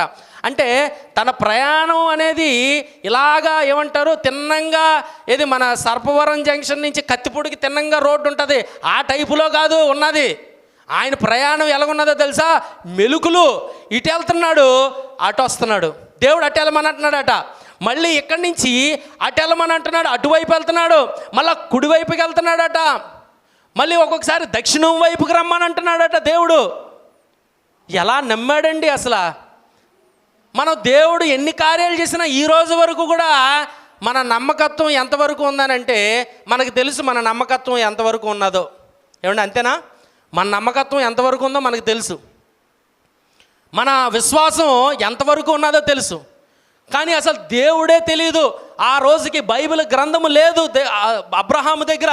కానీ అబ్రహాము ఎంత మొండిగా దేవుణ్ణి నమ్మి ఎంతగా దేవుణ్ణి వెంబడించాడు అని అంటే అంతగా దేవుణ్ణి వెంబడించాడు. హల్లెలూయా. బేతేలులోని కట్టిన ఆ ఒక బలిపీఠం దగ్గరికి వచ్చి ప్రార్థన, బలిపీఠాలు కట్టడం కాదు ప్రాముఖ్యం కాదు, బలిపీఠాల దగ్గరికి వచ్చి నువ్వేం చేయాలో తెలుసా? ప్రార్థించాలి. అందుకనే నువ్వు ప్రార్థించినప్పుడు దేవుడు ప్రణాళికలు బయటపడతాయి. దేవుడు ప్లానింగ్స్ ఏవైతే ఉన్నాయో అవి రెవల్యూషన్ జరుగుతాయి, అవి మేనిఫెస్టేషన్ జరుగుతాయి. When you come to God's presence, when you pray at his altar, then you will be known with the manifestations of God. Then you will be known with the revolutions of God. తాను ఏమై ఉన్నాడో తన ఉనికిని దేవుడు నీ దగ్గర ప్రత్యక్షపరుస్తాడు, తన యొక్క ప్రణాళికలను నీ దగ్గర ప్రత్యక్షపరుస్తాడు, తన మార్గాలను నీకు తెలియచేస్తూ ఉంటాడు దేవుడు. అందుకనే దేవుడు సన్నిధిలో నువ్వు ప్రార్థించాలి. నువ్వు బలిపీఠాలు కట్టి వదిలి పాడేస్తే కాదు, ఆ బలిపీఠాల దగ్గరికి నువ్వు ఉండాలి. నీ యొక్క ఏముండాలి? నీ యొక్క సన్నిధి, నీ యొక్క ప్రెజెన్స్, దేవుని యొక్క ప్రెజెన్స్ కలవాలి అక్కడ. హల్లెలూయా, హల్లెలూయా. అంటే అక్కడ నీ యొక్క ఏమంటారు, నీ ప్రెజెన్స్ని ఏమంటారమ్మా తెలుగులో? ఉండుట. నువ్వు ఎప్పుడైతే అక్కడ ఉంటావో బలిపీఠం ఎదుట దేవుడు కూడా అక్కడ ఉంటాడు. హల్లెలూయా. అబ్రహాముకు ఉన్నాడు, ఈరోజు నీకు నువ్వు ఉంటానని అంటున్నాడు. హల్లెలూయా, హల్లెలూయా. అది విశ్వాసము, అది నమ్మకత్వం. హల్లెలూయా, హల్లెలూయా. విశ్వాసము, నమ్మకత్వం మన క్రైస్తవ జీవితానికి చాలా ప్రాముఖ్యమైనవి. అబ్రహాము ఇది చూపించాడు. ఏ స్థలంకి వెళ్ళినా, ఏ లొకేషన్కి వెళ్ళినా, ఏ డైరెక్షన్కి వెళ్ళినా దేవుడు సన్నిధిలో చూపించాడు. ఈరోజు నిన్ను కూడా అడుగుతూ ఉన్నాడు దేవుడు. అంటే మన ప్రయాణం ఇలా తిన్నంగా ఉండదమ్మా, సాఫీగా ఉండదు, నిటారుగా ఉండదు. దేవుడు ఒకసారి అటు వెళ్ళమని అంటాడు, ఒకసారి ఇటు వెళ్ళమని అంటాడు. దేవుని స్వరాన్ని కూడా వినాలి. దేవుడి స్వరం ఎప్పుడు నిలబడదు, ఎప్పుడు వింటావు? ఎప్పుడైతే నువ్వు మమేకం అవుతావో ఆయనతో, ఎప్పుడైతే నువ్వు ఆయన వినగలుగుతావో, ఆయన యొక్క అంచనాలకు, ఆయన యొక్క స్థాయిలోకి నువ్వు వెళ్ళినప్పుడు దేవుడి యొక్క ప్రణాళికలు నువ్వు వింటావు, ఆయన స్వరాన్ని వింటావు. హల్లెలూయా. మోషే అదే ఆ ఒక స్థాయిలోకి వెళ్ళిపోయాడు కనుక దేవుడు మహిమను కనపరిచాడట మోషేకి. హల్లెలూయా. షెకెం ఏం చేశాడు? షెకెం దగ్గర మొట్టమొదటి ఏం కట్టాడు? ఆ ఒక బలిపీఠాన్ని కట్టాడు. రెండో చోట బేతేల్ దగ్గరికి వచ్చి ఒక బలిపీఠాన్ని కట్టిన తర్వాత కొంత దూరం ప్రయాణమై ఒక దేశమునకు వెళ్ళాడు. మరలా తిరిగి వస్తూ ఉండగా మరలా అదే స్థలానికి వచ్చాడట. ఏ స్థలానికి? బేతేలు దగ్గరికే వచ్చాడట. కట్టిన ఏ బలిపీఠం అయితే ఉన్నదో అక్కడికే వచ్చి కొంతకాలం తర్వాత మరలా ప్రార్థించాడట. హల్లెలూయా. అంటే ఏం చేసుకున్నాడు? తన పునః ప్రతిష్ఠించుకున్నాడు. ఎక్కడో దారి తప్పాడు, అబ్రహాము దారి తప్పాడు. అబ్రహాము దారి తప్పి మరలా వచ్చి ఎక్కడికి వచ్చాడు? పునఃప్రతిష్ఠించుకున్నాడట. మళ్ళీ ఆత్మ పరిశీలన చేసుకున్నాడు బేతేలుకి వచ్చి. అంటే బేతేలు అని అంటే హౌస్ ఆఫ్ గాడ్ అని అర్థం, దేవుని గృహము అని అర్థం. అంటే మరలా వచ్చాడు. ఒక్కొక్కసారి మనం కూడా మన ఆత్మీయ జీవితాల్లో దేవుని అనుమతి లేకుండా, దేవుని చిత్తం లేకుండా మనం ఎక్కడికెక్కడికో వెళ్ళిపోతాం. ఎందుకంటే మనం వినం గనక, ఆయన వాక్యం వినము, ఆయన ఆజ్ఞలు మనం పట్టించుకోము, ఆయన నడిపింపుని పట్టించుకోము, మనం వెళ్ళిపోతాము. ఏదో తప్పు చేసి మరలా రిటర్న్ వస్తాము. వచ్చినప్పుడు మాత్రం రమ్మని అంటున్నాడు. వచ్చి మనం ఏం చేయాలి? ఆత్మ పరిశీలన చేసుకోవాలట. అదే నమ్మకం, అదే విశ్వాసం మన జీవితంలో కొనసాగాలి. హల్లెలూయా. ఓ వ్యక్తి ఎక్కడట బస్సు ఎక్కారట. నమ్మకం, విశ్వాసం. తర్వాత విషయం ఏంటంటే, ఆ వ్యక్తి బస్సు ఎక్కాడంట. బస్సు ఎక్కిన తర్వాత బస్సులో కూర్చున్నాడట. పక్కన డాక్టర్ గారు ఎవరో కూర్చున్నారట. కూర్చుంటే నమస్కారం అండి డాక్టర్ గారు అని అన్నారట. నమస్కారం అండి అని అన్నారు. అనగానే ఇద్దరు ప్రయాణం మొదలుపెట్టారు. బహుశా కాకినాడ నుంచి బహుశా కత్తిపూడి వెళ్తున్నారేమో, లేదా బయట అటువైపు వెళ్తున్నారేమో. అయితే ఈ వ్యక్తి ఎవరైతే కూర్చున్నాడో ఇతనికి దగ్గు మొదలైందంట. దగ్గుతున్నాడట అని దగ్గుతున్నాడు. అయ్యి బాబోయ్ ఏంటి దగ్గు అని దగ్గుతున్నాడు. డాక్టర్ గారు ఉన్నారు కదా, డాక్టర్ గారు అండి బాబోయ్ ఈ దగ్గు చాలా ఎక్కువైపోతుంది, నాకు కొద్దిగా ఒక ట్యాబ్లెట్ ఉంటే ఇవ్వండి సార్ అని అన్నట. అయ్యా లేదయ్యా, నేను పెద్దగా అంటే బయటికి నేను చిన్న పని మీద వచ్చాను, నేను ఎక్కడే దిగిపోతాను, అందువల్ల నేనేం తీసుకొని రాలేదు, మందులు ఏం తీసుకొని రాలేదు, ట్యాబ్లెట్లు ఏం తేలేదు అని అన్నట. ఈ లోపు ఈయనకి దగ్గు ఇంకా ఎక్కువైపోతుందట. ప్రయాణం ముందుకెళ్తుంది, బస్సు ముందుకెళ్తుంది అని దగ్గేస్తున్నాడట. బాబు డాక్టర్ గారండి బాబు, అయ్యి బాబు తట్టుకోలేకపోతున్నానండి, మాత్ర ఉంటే ఇవ్వండి బాబు, దగ్గు ప్రాణాలు తోడేసేలాగా ఉందండి, ఇవ్వండి ఒక మాత్ర ఉంటే ఇవ్వండి అని అన్నాడట. అంటే అన్నారట లేదండి, లేదు నిజంగానే నా దగ్గర మాత్రలు తేలేదు ఈరోజు, మీరేం అనుకోకండి, నా దగ్గర లేదని. అంటే అయ్యి బాబు మీరు అలాగనకండి బాబు, నాకు దగ్గు ప్రాణం తోడేసేలాగా ఉందండి, ప్రాణాలు తీసేసేలాగా ఉన్నది బాబు, ఒక మాత్ర ఉంటే ఇవ్వండి అని అంటే డాక్టర్ గారు ఇమీడియట్గా 2 మాత్రలు తీసి ఇచ్చారట. ఆ 2 మాత్రలు కూడా తీసుకొని వేసుకున్నాడట. అతను నీళ్ళు లేకుండానే వేసుకున్నాడు, మింగేశాడు. దగ్గు కూడా ఠకీలని ఆగిపోయిందంట. దగ్గు ఠకీలని ఆగిపోయిందంట అంతే. అప్పుడు ఇతను అన్నాడట, పేషెంట్ అన్నాడట, అయ్యి బాబు మీరు దేవుడు అండి బాబు, డాక్టర్ గారండి మీరు దేవుడు అండి, ఏం మాత్రలండి బాబు, అయ్యి బాబు ఏం మాత్రలండి, అబ్బబ్బబ్బబ్బబ్బా ఏమి మాత్రలండి బాబు, ఇంకో 4 మాత్రలు ఉంటే ఇవ్వండి, మీ పేరు చెప్పుకొని దగ్గు వచ్చినప్పుడల్లా వేసుకుంటానని అంటే డాక్టర్ గారు అన్నారట, ఇందాక నుంచి నీ బాధ పడలేక నా షట్టకున్న బొత్తంలో 2 బొత్తాలు పీకేసి నీకు ఇచ్చాను, ఇంకొక 4 బొత్తాలు ఉన్నాయి కావాలంటే అవి కూడా పీకి ఇచ్చేస్తానని అన్నాడట. అంటే చూడండి విశ్వాసం ఏంటి? విశ్వాసం ఎవరిని విశ్వసించాడు? డాక్టర్ గారిని విశ్వసించాడు. మరి డాక్టర్ గారు ఇచ్చిన ఏంటి ఆ ఒక ఏమంటారు ట్యాబ్లెట్లు, ఆ ఒక గుండీలో లేదా బటన్సో బొత్తంలో ఏవైతే ఉన్నాయో వాటిని నమ్మి వేసుకున్నాడు. వెంటనే ఏమైంది? తగ్గిపోయింది. అంటే విశ్వాసం అంత గొప్ప పని చేస్తుంది అనమాట. హల్లెలూయా. విశ్వాసం అంత గొప్పది. విశ్వాసం అలాంటి గొప్పది. అంటే విశ్వాసము తర్వాత క్రియలు లేని విశ్వాసము మృతముతో సమానం. క్రియలు ఉండాలి. అబ్రహాము జీవితంలో కేవలం విశ్వాసం ఉంది ఉంది ఉంది అని అనలేదు, క్రియలు చేసి చూపించాడు. క్రియలు అంటే ఏంటి? ఆ ప్రార్థన బలిపీఠాలు, దేవునికి లోబడుట, దేవుడు ఎటు చెప్తే అటు ప్రయాణం చేయటం, ఆ ప్రార్థనా బలిపీఠాలని ఎప్పటికప్పుడే ఏర్పాటు చేసుకుంటూ దాని ఎదుటికి వచ్చి దాని సన్నిధిలో ప్రార్థిస్తూ తన కుటుంబీకులకు అందరికీ చెప్పేవాడంట, ఇలాంటి ప్రార్థనా బలిపీఠాలు మీ కుటుంబాల్లోని ఉండాలి అని చెప్పి. హల్లెలూయా. ఇలాంటి ప్రార్థనా బలిపీఠాలు ఉండాలని ఎప్పటికప్పుడే దావీదుకి ఏమంటారు అబ్రహాము తన కుటుంబ సభ్యులందరికీ చెప్తూ ఉండేవాడంట. బేతేలుకు వచ్చాడట. ఆ బేతేలు దగ్గరలో వెళ్ళి మరలా కొంతకాలం తర్వాత మరలా తిరిగి వచ్చాడనని 13వ అధ్యాయం రాయబడి ఉన్నది. అలాగే దావీదు కూడా ఒకసారి తప్పిపోయాడు. వాళ్ళ మామగారు అతను వెంటాడుతూ ఉన్నప్పుడు దావీదు కూడా 1 సమూయేలు గ్రంథంలో 18 వచనంలో ఉంటుంది. 1 సమూయేలు 18:19 ఉంటుంది. ఏమని ఉంటుందంటే నాయోతుకి వెళ్ళాడట దావీదు. నాయోతులోని ఎవరున్నారట? సమూయేలు ఉన్నాడట. సమూయేలు దగ్గరికి మరలా వెళ్ళాడట. మళ్ళా తను పునఃప్రతిష్ఠించుకున్నాడు. మళ్ళీ ఆత్మ పరిశీలన కోసం వెళ్ళాడు. మళ్ళీ వైజ్ మ్యాన్ కౌన్సిలింగ్ కావాలి, పరీక్షించుకోవడానికి వెళ్ళాడు. దేవుని యొక్క చిత్తం ఏంటి నా పట్ల? నువ్వైతే నన్ను అభిషేకించేశావు నూనె పోసి, అయ్యో నా మామగారు నా వెనకున్నారు, నన్ను తరుముతూ ఉన్నాడు, నా యొక్క ప్రణాళికలేంటి, నా సంకల్పం ఏంటి అని దావీదు ఎక్కడికి వెళ్ళాడట? నాయోతు వెళ్ళాడట. రామాలో ఉన్న నాయోతు. వెళ్ళాడట. ఈరోజు నువ్వు కూడా నాయోతుకు రావాలి, నువ్వు కూడా బేతేలుకు రావాలి. నీ జీవితంలో ఎప్పుడో నువ్వు కట్టేసి వదిలేసిన, పాడుపడిపోయిన, ఆ ఒక ఏమంటారు శిలాఫలకంగా మారిపోయిన ఆ ఒక ప్రార్థన బలిపీఠం దగ్గరికి ఈరోజు దేవుడు నిన్ను రమ్మంటున్నాడు. ఆత్మ పరిశీలన చేసుకోమంటున్నాడు. నిన్నుగా మరలా పునః ప్రతిష్ఠించుకోమని అడుగుతున్నాడు దేవుడు. Are you ready? నువ్వు చేయడానికి రెడీగా ఉన్నావా? ఆయన చేయడానికి సంసిద్ధంగా ఉన్నాడు. నిన్ను నీ కుటుంబ పరంగా వచ్చి నువ్వు నిలబడి దేవుడి సన్నిధిలో మోకాళ్ళేసి మరలా తండ్రి నా పాత ప్రార్థన జీవితం, నా ప్రార్థన ఆత్మీయ జీవితం, నా విశ్వాస జీవితం ఎటు కుంటుపడకుండా నన్ను నడిపించేక మీదట నా కుటుంబానికి నేను నిలబడాలనుకుంటున్నాను. జనములకి నేను ఆశీర్వాద కారణంగా నా జీవితము, నా కుటుంబము ఉండాలి. సంఘంలో మంచి సాక్ష్యము కలిగి ఉండాలి. నేను ఉంటున్న చుట్టుపక్కల వీధుల్లో ఆ ఒక బంధువుల మధ్యలో సాక్ష్యము కలిగి ఉండాలి. నేను పనిచేస్తున్న స్థలములలో నీ సాక్ష్యము నేను కలిగి ఉండాలి అని నువ్వు నిలబడడానికి సంసిద్ధంగా ఉంటే దేవుడు నిన్ను నిలబెట్టుకోవడానికి ఆయన సంసిద్ధంగా ఉన్నాడు. హల్లెలూయా. Are you ready? నేను రమ్మనంటున్నాడు. ఇక మూడవది నేను చెప్పి ముగిస్తాను.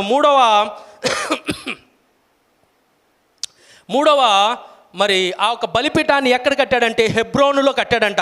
ఎక్కడ రాయబడి ఉన్నదంటే ఆదికాండము 13వ అధ్యాయంలో 18వ వచనంలో రాయబడి ఉన్నది. చూడమ్మా. అప్పుడు అబ్రహాము తన గుడారము తీసి హెబ్రోనులోను మామ్రే దగ్గరనున్న సింధూర వృక్షానంలోకి దిగి అక్కడ యెహోవాకు బలిపీఠమును కట్టెను. హల్లెలూయా. చూడండి, ఆయన విశ్వాసము ఎంత ఎంత ఎంత బలమైనదంటే అతను మొట్టమొదటిగా షెకెములో కట్టాడు, అక్కడ దేవుణ్ణి ఆరాధించాడు. తర్వాత బేతేలులో కట్టాడు, దేవుణ్ణి ఆరాధించాడు, దేవుణ్ణి ప్రార్థించాడు. తర్వాత మరలా మర్చిపోలేదు, దేవుడు చేసిన ఆ కార్యాలను తను మర్చిపోలేదు, మరలా జ్ఞాపకం చేసుకున్నాడు. దేవుడు ఒక సందర్భంలో మాట్లాడాడు, ఒక సందర్భంలో ఆశీర్వదించాడు, ఒక సందర్భంలో ఆజ్ఞనిచ్చాడు, ఒక సందర్భంలో దేవుడు కామ్గా ఊరుకున్నాడు, నిశ్శబ్దమయ్యాడు. అయినప్పటికీ కూడా ఆ స్థలానికి వచ్చి మరలా ఏం చేశాడు? బలిపీఠాన్ని కట్టాడు. హల్లెలూయా. ప్రార్థనా బలిపీఠాలు ఈరోజు కుటుంబాల్లో ఉండాలి. ప్రార్థనా బలిపీఠాలు ఎక్కడ ఉండాలో తెలుసా? మన సంఘాల్లో కూడా ఉండాలి ప్రార్థనా బలిపీఠాలు. అందుకనే యేసు ప్రభువారు తండ్రి యొక్క చిత్తాన్ని ఏంటి తెలుసుకోవడానికి, తండ్రి చిత్తాన్ని చేయడానికి వచ్చారు. జీవితం యొక్క నడవడిక, నీ జీవితంలో నువ్వు కలిగి ఉన్న ప్రార్థనా జీవితం, ఆ ప్రార్థనా శక్తి ద్వారాగానే నువ్వు ప్రజలను జయించాలేమో కానీ మామూలుగా నువ్వు జయించలేవు. హల్లెలూయా. హల్లెలూయా. మరి యేసుప్రభువారు అంతగా ప్రార్థించవలసిన, అంతగా తండ్రి సన్నిధిలోకి వెళ్ళిపోయి, అంతగా ఆయన దగ్గర మొర్ర పెట్టుకొని, ఆయన కన్నీరు కార్చి నలిగిపోయి చేయవలసింది ఎందుకు అనంటే ప్రజలు మారు మనసు కొరకు. హల్లెలూయా. ప్రజలు మారు మనసు కోసం ఆయనే ఆ జీవితాన్ని గడపకపోతే, ఆయనే ఆ మాదిరి చూపించకపోతే ఈరోజు మనం నిలబడలేము. అందుకని అబ్రహాము నిలబడ్డాడు. హల్లెలూయా. అబ్రహాము ఆదికాండంలో నిలబడిపోయాడు. అంటే ఈ యొక్క ప్రార్థనా జీవితము, బలిపీఠము అనగా అదేంటంటే ప్రార్థనా స్థలం అంట. హల్లెలూయా. బలిపీఠం అంటే ప్రార్థనా స్థలము. బలిపీఠం అంటే స్తుతించబడ్డ, ఆరాధించబడే స్థలము. బలిపీఠం అని అంటే పరిశోధించబడే స్థలం అది. హల్లెలూయా. బలిపీఠం అని అంటే ప్రతిష్ఠించుట లేదా పునః ప్రతిష్ఠించుకునుట స్థలం అంట. హల్లెలూయా. బలిపీఠము అని అంటే అది బలి అర్పణ చేసేదంట, సాక్రిఫైస్ చేసేదంట. హల్లెలూయా. బలిపీఠము అనగా జ్ఞాపకపు స్థలము అంట. అది రిమెంబరెన్స్ ప్లేస్. దేవుడు మనకి చేసిన ఆ ఒక మేళ్లను జ్ఞాపకం చేసుకోవడానికి ఆ ఒక జ్ఞాపకపు స్థలం అంట అది. హల్లెలూయా. బలిపీఠము అని అంటే పరలోకపు అనుభవాలంట. హల్లెలూయా. బలిపీఠం దగ్గరికి ఎప్పుడైతే వస్తావో నువ్వు పరలోకం యొక్క అనుభవాల్లోకి వెళ్ళిపోతావు. నీ కుటుంబాన్ని పరలోకంలోకి నువ్వు తీసుకొని వెళ్తావు. నూతన దర్శనం అంట. బలిపీఠం అంటే నూతనమైన దర్శనం. ప్రతిసారి కూడా దేవుడు నేను క్రొత్త విధానంలో నడిపిస్తాడట. హల్లెలూయా. క్రొత్త మార్గాలు నీ కొరకు ఏర్పాటు చేస్తాడు, క్రొత్తవన్నీ చేస్తాడు. ఒక్క నీతిమంతుడంట అబ్రహాము ఎంచబడ్డాడట నీతిమంతుడుగానే.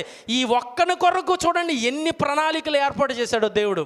నీ చేత మరి దేశాలు ప్రజలు అభివృద్ధి చెందుతారని అన్నాడట. హల్లెలూయా.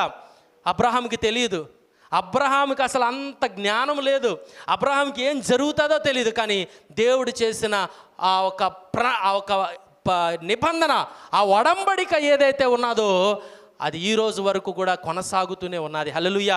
అది ఈ రోజు వరకు కూడా నా జీవితాలు, సంఘ చరిత్రలో, సంఘ జీవితంలో కూడా అది నెరవేర్చబడుతూ ఉన్నది. మన కుటుంబాల్లో అది నెరవేర్చబడుతూ ఉన్నది. హల్లెలూయా. మరి మనమైతే ప్రార్థన మంచి పాట పాడతాం కదండి, నడిపించు నానావా, చెప్పండి. నడిపించు నానావా నడి సంద్రమున దేవా జీవిత గమునా. అందులో ఒక చరణం ఉంటుంది. ప్రభు మార్గము విడిచి తిని, ప్రభు మార్గము విడిచి తిని పాడండి. అయ్యో మీరు అందరూ పెద్ద సింగర్స్ అని నాకు తెలుసు, పాడండి అమ్మా.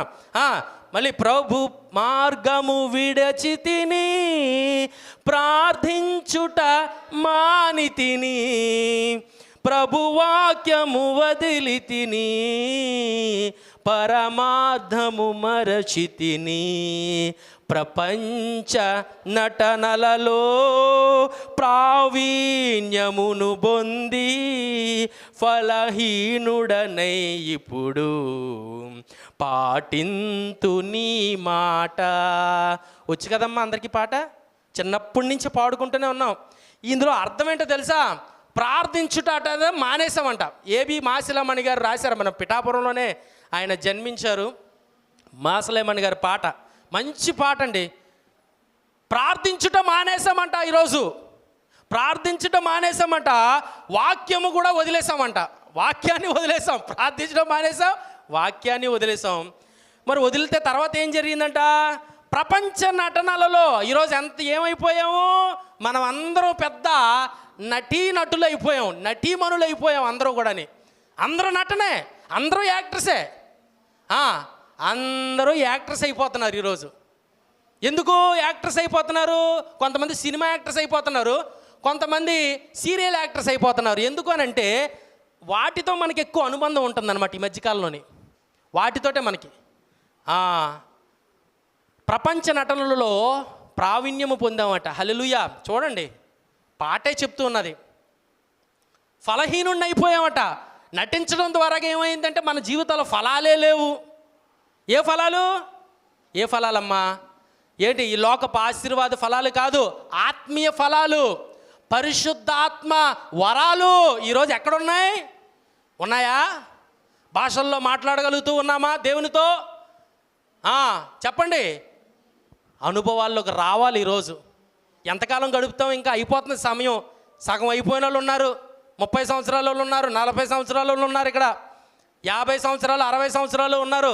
వయసు అయిపోతుంది. ఇంకెప్పుడు పొందుకుంటావు నువ్వు? ఇంకెప్పుడు పొందుకుంటావు? 75 సంవత్సరాల్లో నేను నిలబడతాను విశ్వాసంగా అని దేవుడు ఎదుట ఏం చేశాడు? నిలబడిన వ్యక్తి అబ్రహాము. హల్లెలూయా. అలాగా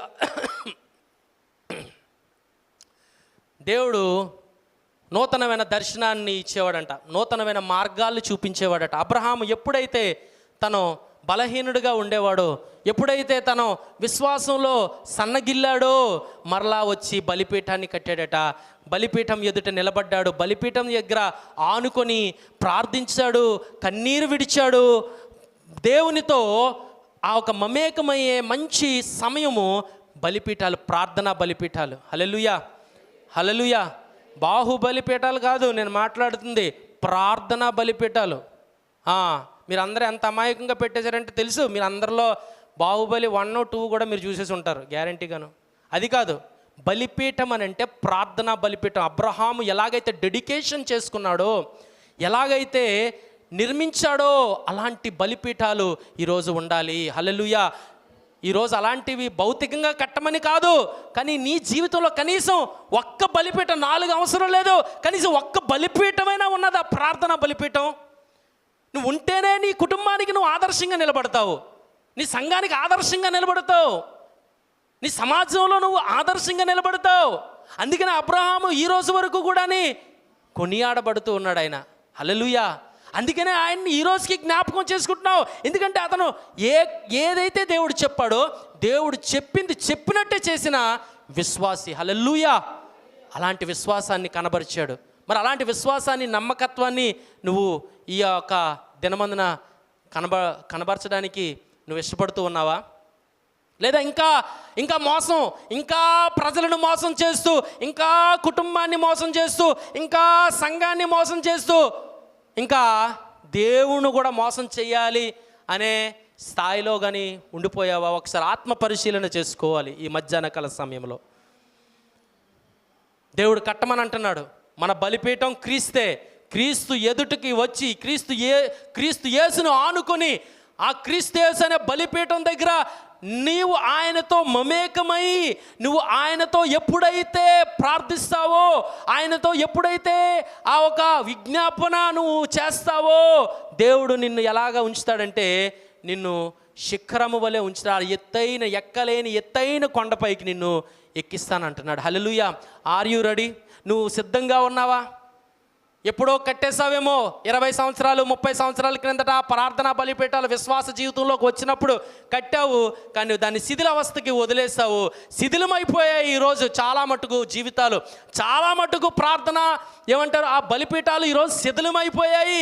మరలా దాన్ని పునః ప్రతిష్ఠించుకోవాలి, మరలా నువ్వు దాన్ని ఏర్పాటు చేసుకోవాలి, మరలా నువ్వు దాన్ని బాగు చేసుకోవాలి, మరలా నువ్వు దాన్ని ఏర్పాటు చేసుకొని దాని యందు నువ్వు నిలిచి ఉండి నీ కుటుంబాన్ని, నీ సంఘాన్ని, నీ యొక్క ఏమంటారు ఆత్మీయ జీవితాన్ని నిలిపికొని ఉంచమని దేవుడు ఈ మధ్యాహ్న కాల సమయంలో మనందరితో కూడా మాట్లాడుతూ ఉన్నాడు. హల్లెలూయా.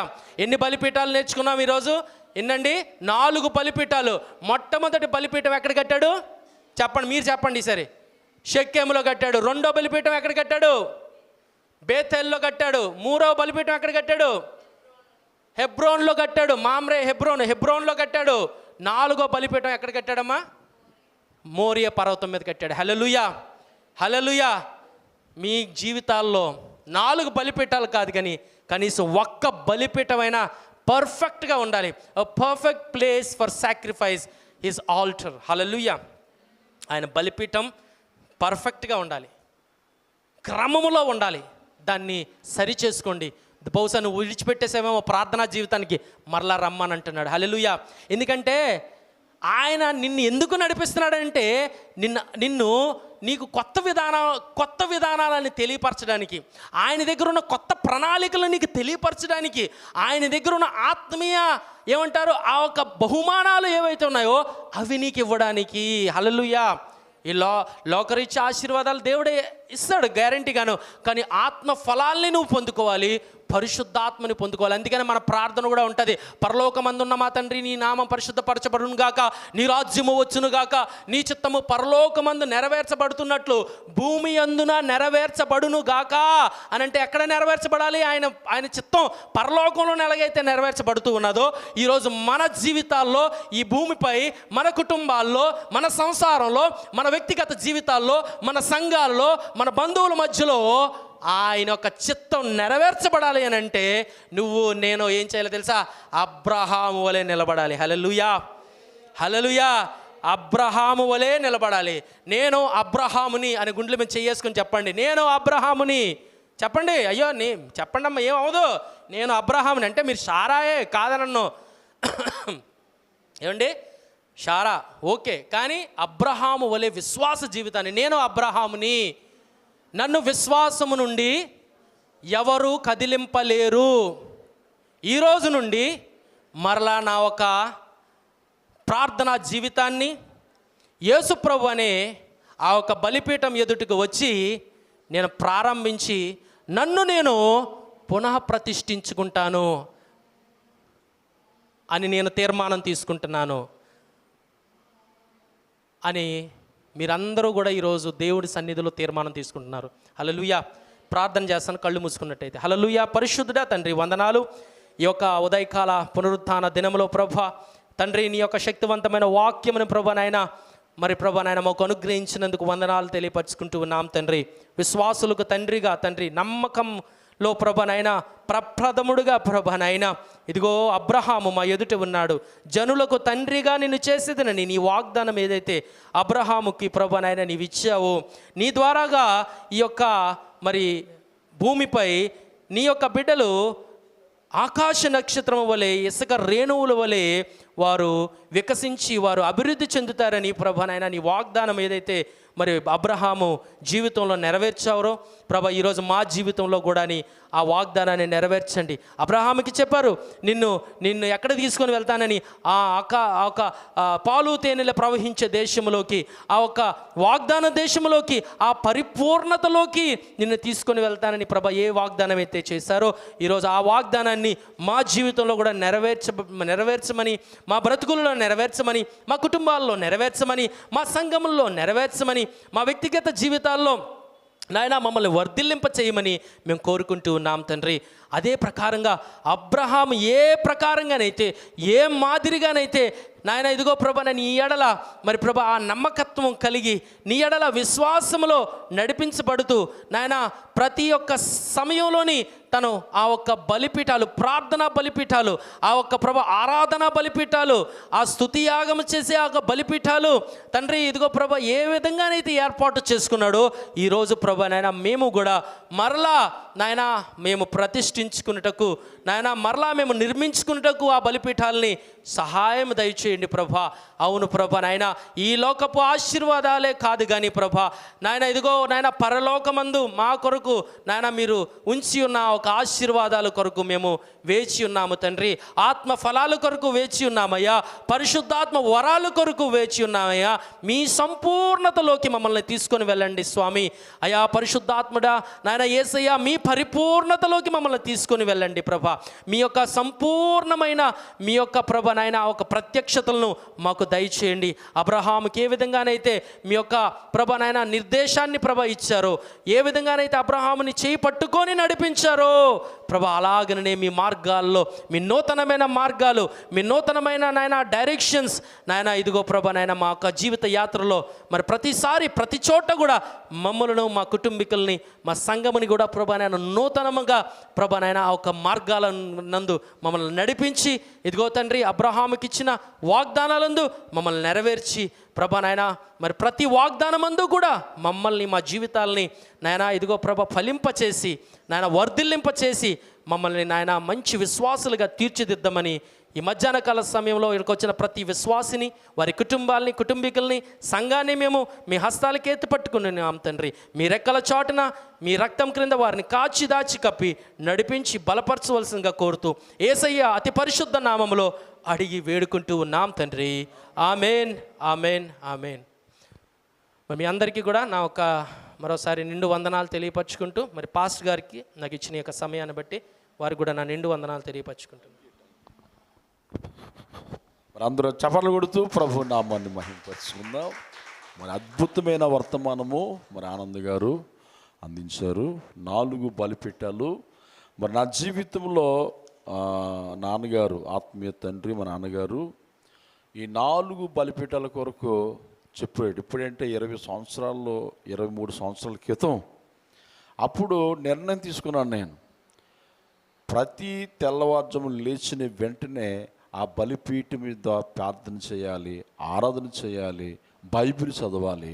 అది ఈ రోజుకి ప్రతిరోజు లాజరస్ గారు మేము ఆ బలిపీఠం దగ్గర అందరి కొరకు విజ్ఞాపన చేస్తున్న సంఘాలు, సేవకులు, విశ్వాసులు అందరి కొరకు, మా కొరకు ఆ అబ్రహాము పొందుకున్న ఆశీర్వాదాలు మనకి అనుగ్రహించాలంటే ఈ 4 బలిపీఠాల అనుభవం మనకు ఉండునుగాక. మనందరినీ దేవుడు దీవించునుగాక. మరి ఆనంద్ గారు బట్టి స్నేహితులు నిజంగా వారు ఆత్మీయ మంట ఏంటంటే ప్రతి ఇంటిలో, ప్రతి గ్రామంలో, ప్రతి సంఘములో బలిపీఠాలు చెప్పాలి, బలిపీఠాలు కట్టబడాలి. నిజమేనండి. మనం ఎప్పుడైతే అలా ఉంటామో అబ్రహాముకి ఇచ్చిన 10 ఆశీర్వాదాలు, ఎన్ని ఆశీర్వాదాలు, పరలోకముతో సహితం 10 ఆశీర్వాదాలు మనకి దేవుడు ఖచ్చితంగా ఇస్తానని గలాతీ 3:14లో మనకి ప్రభు వాగ్దానం చేశాడు. కనుక మరి ఆనంద్ గారిని ఆయా స్థలాల్లో దేవుడు బలంగా వాడుకొనుగాక. మరి మన బ్రాంచీ సంఘాలు, అన్ని సంఘాలు దేవుడు వారిని వాడుకుంటున్నాడు. చాలా ప్రాంతాల్లో నా స్నేహితుల సంఘాల్లో కూడా వారిని పంపిస్తున్నాను. వారు కూడా అక్కడ బలంగా వాడబడుతున్నారు. వారు నాకు ఫోన్ చేస్తున్నారు. దేవుడు నిజంగా ఒక్కొక్క కుటుంబంలో, ఒక్కొక్క సంఘములో ఇట్లాంటి స్వార్థకులు మరి వారి పని వారు చేసుకుంటూ, వారి జాబ్ వారు చేసుకుంటూ, ఆత్మల పట్ల, సంఘముల పట్ల ఒక బాధ్యత, ఒక భారము కలిగి ఉండాలి. మనం అందరూ కూడా అలా ఉండాలి. దేవునికి స్తోత్రం. మా పిల్లలకు నేను అదే చెప్తున్నాను. మీరు రేపు పొద్దున్న మీరు పాస్టర్ అమ్మ అయినా పర్వాలేదు, పాస్టర్ గారు అయినా పర్వాలేదు, అవ్వకపోతే మీరు జాబులు చేసుకుంటూ సంఘాలను ప్రోత్సహించాలి, సేవకును ప్రోత్సహించాలి, సువార్త చెయ్యాలి. మన పిల్లల్ని అలా తయారు చేస్తే దేవుడు ఆనందిస్తాడు. ప్రజలు రక్షించబడతారు. మనకు ఆశీర్వాదాలు ఉంటే మన ద్వారా మనం వెలిగించబడ్డమే కాదు, మన ద్వారా అనేకులు వెలిగించబడతారు. ప్రైజ్లో ఇటు కృప, ఇటు ధన్యత అందరికి అనుగ్రహించునుగాక. అందరూ లేచి 2 చేతులు ఆకాశం వైపు చాపి ప్రార్థన చేద్దాం. లాస్ట్ ఉన్నవారు కూడా లేవండి. అందరూ లేచి 2 చేతులు ఆకాశం వైపు ప్రార్థన చేసి, చేతులు ఎత్తి ప్రార్థన చేసి మనం ముగించుకుందాం. అందరూ ప్రార్థన చేద్దాం. ప్రభా నీకు వందనాలు. సువర్ణ ముందుకు వచ్చి ప్రార్థన చేస్తుంది. ఇక్కడికి రమ్మ. సువర్ణ ముందుకు వచ్చి ప్రార్థన చేస్తుంది. చిన్న ప్రార్థన. ప్రభా నీకు వందనాలు. అందరూ ప్రార్థన చేద్దాం. నోరితే అందరూ ప్రార్థన చేద్దాం. ప్రభా ఈ భూమి మీద ఉన్న సంఘాలు దీవించు, సేవకులు వాడుకోండి, స్వార్థకులు వాడుకోండి, విశ్వాసులు వాడుకోండి. అలాగే నాయన ఇదిగో ప్రభా నాయన మా వీధి వారు, మా గ్రామస్తులు, మా దేశస్తులు, సకల ప్రభుత్వాలు, సకల దేశాలు, ఎక్కడ చూస్తున్న అగ్ని ప్రమాదాలు, నీటి ప్రమాదాలు, వరదలు, తుఫానులు, భూకంపాలు, తెగుళ్ళు, అగ్ని ప్రమాదాలు, ఇదిగో ప్రభా నాయన యుద్ధాలు, రకరకాల ప్రమాదకరమని భూమి మీద రగులుతున్నాయి. ప్రభా అందరికీ మార్పు, మారుమనసు, రక్షణ, శాంతి, సమాధానము, స్వస్థత, భద్రత అనుగ్రహించి ఈ రోజున దేశాలకి భద్రత లేకుండా పోతుంది. ప్రభా నాయనా ఇదిగో సమస్తమైన భారం మోసుకున్న జనులారా ఎద్దుకు రండి, బలిపీఠాలు కట్టండి, మిమ్మల్ని మీరు ప్రతిష్ఠించుకోండి, నాకు ప్రార్థించండి అని చెప్పినప్పుడు నాయన ఎవరైతే ఈ మాట విని బలిపీఠాలు కడతారో రాబోయే ఉగ్రతను, రాబోయే జలప్రళయము నుంచి మమ్మల్ని తప్పిస్తారని వాగ్దానము చేసావు. ప్రభా ఇదిగో నాయన మా దేశాలు, పట్టణాలు, గ్రామాలు, కుటుంబాలు జ్ఞాపం చేసుకోండి. ప్రతి విశ్వాసం మీరు దీవించండి, వారి చేతి పనులు దీవించండి, వారి వ్యాపారాలు దీవించండి. నాయన అన్ని జనులందరికీ రక్షణ, శాంతి, సమాధానమును మీరు అనుగ్రహించండి. దేవా నాయన ఇదిగో ప్రభు ఏ ఒక్కరు నశించిపోవడానికి ఇష్టము కాదు. అందరూ అంతటా మారుమనసు పొంది రక్షణ పొందాలని మీ రాకుడును ఆలస్యము చేస్తున్నావు ప్రభా. నాయన మీ రాకును ఆలస్యం చేస్తున్నావు ప్రభా. నాయన ఇదిగో ప్రభా అయా ప్రతి ఒక్కరికి స్వార్థ ప్రకటించడానికి మమ్మల్ని అందరినీ మీరు వాడుకుంటున్నారు. బహుగా మీరు వాడుకోండి నాయన. ఆశీర్వదించండి, దీవించండి ప్రభు. మనందరి ప్రార్థన ఆలకించి జయమిచ్చిన దేవుడికి చపర్లు కొడుతూ ప్రభు నామాను మహింపరచుకుందాము. హల్లెలూయా, హల్లెలూయా, హల్లెలూయా. అలాగనే వచ్చే నెలలో నేను మరి కాజులూరు మండలంలో 2 పూటలు వాక్యం చెప్పాలి. 4వ తారీఖుని, అలాగే 5వ తారీఖున అమలాపురంలో 2 ఉదయం రాత్రి కూడా వాక్యం బోధించాలి. ఉపాస కూటాలు, పెద్ద సంఘాలు. దేవుడు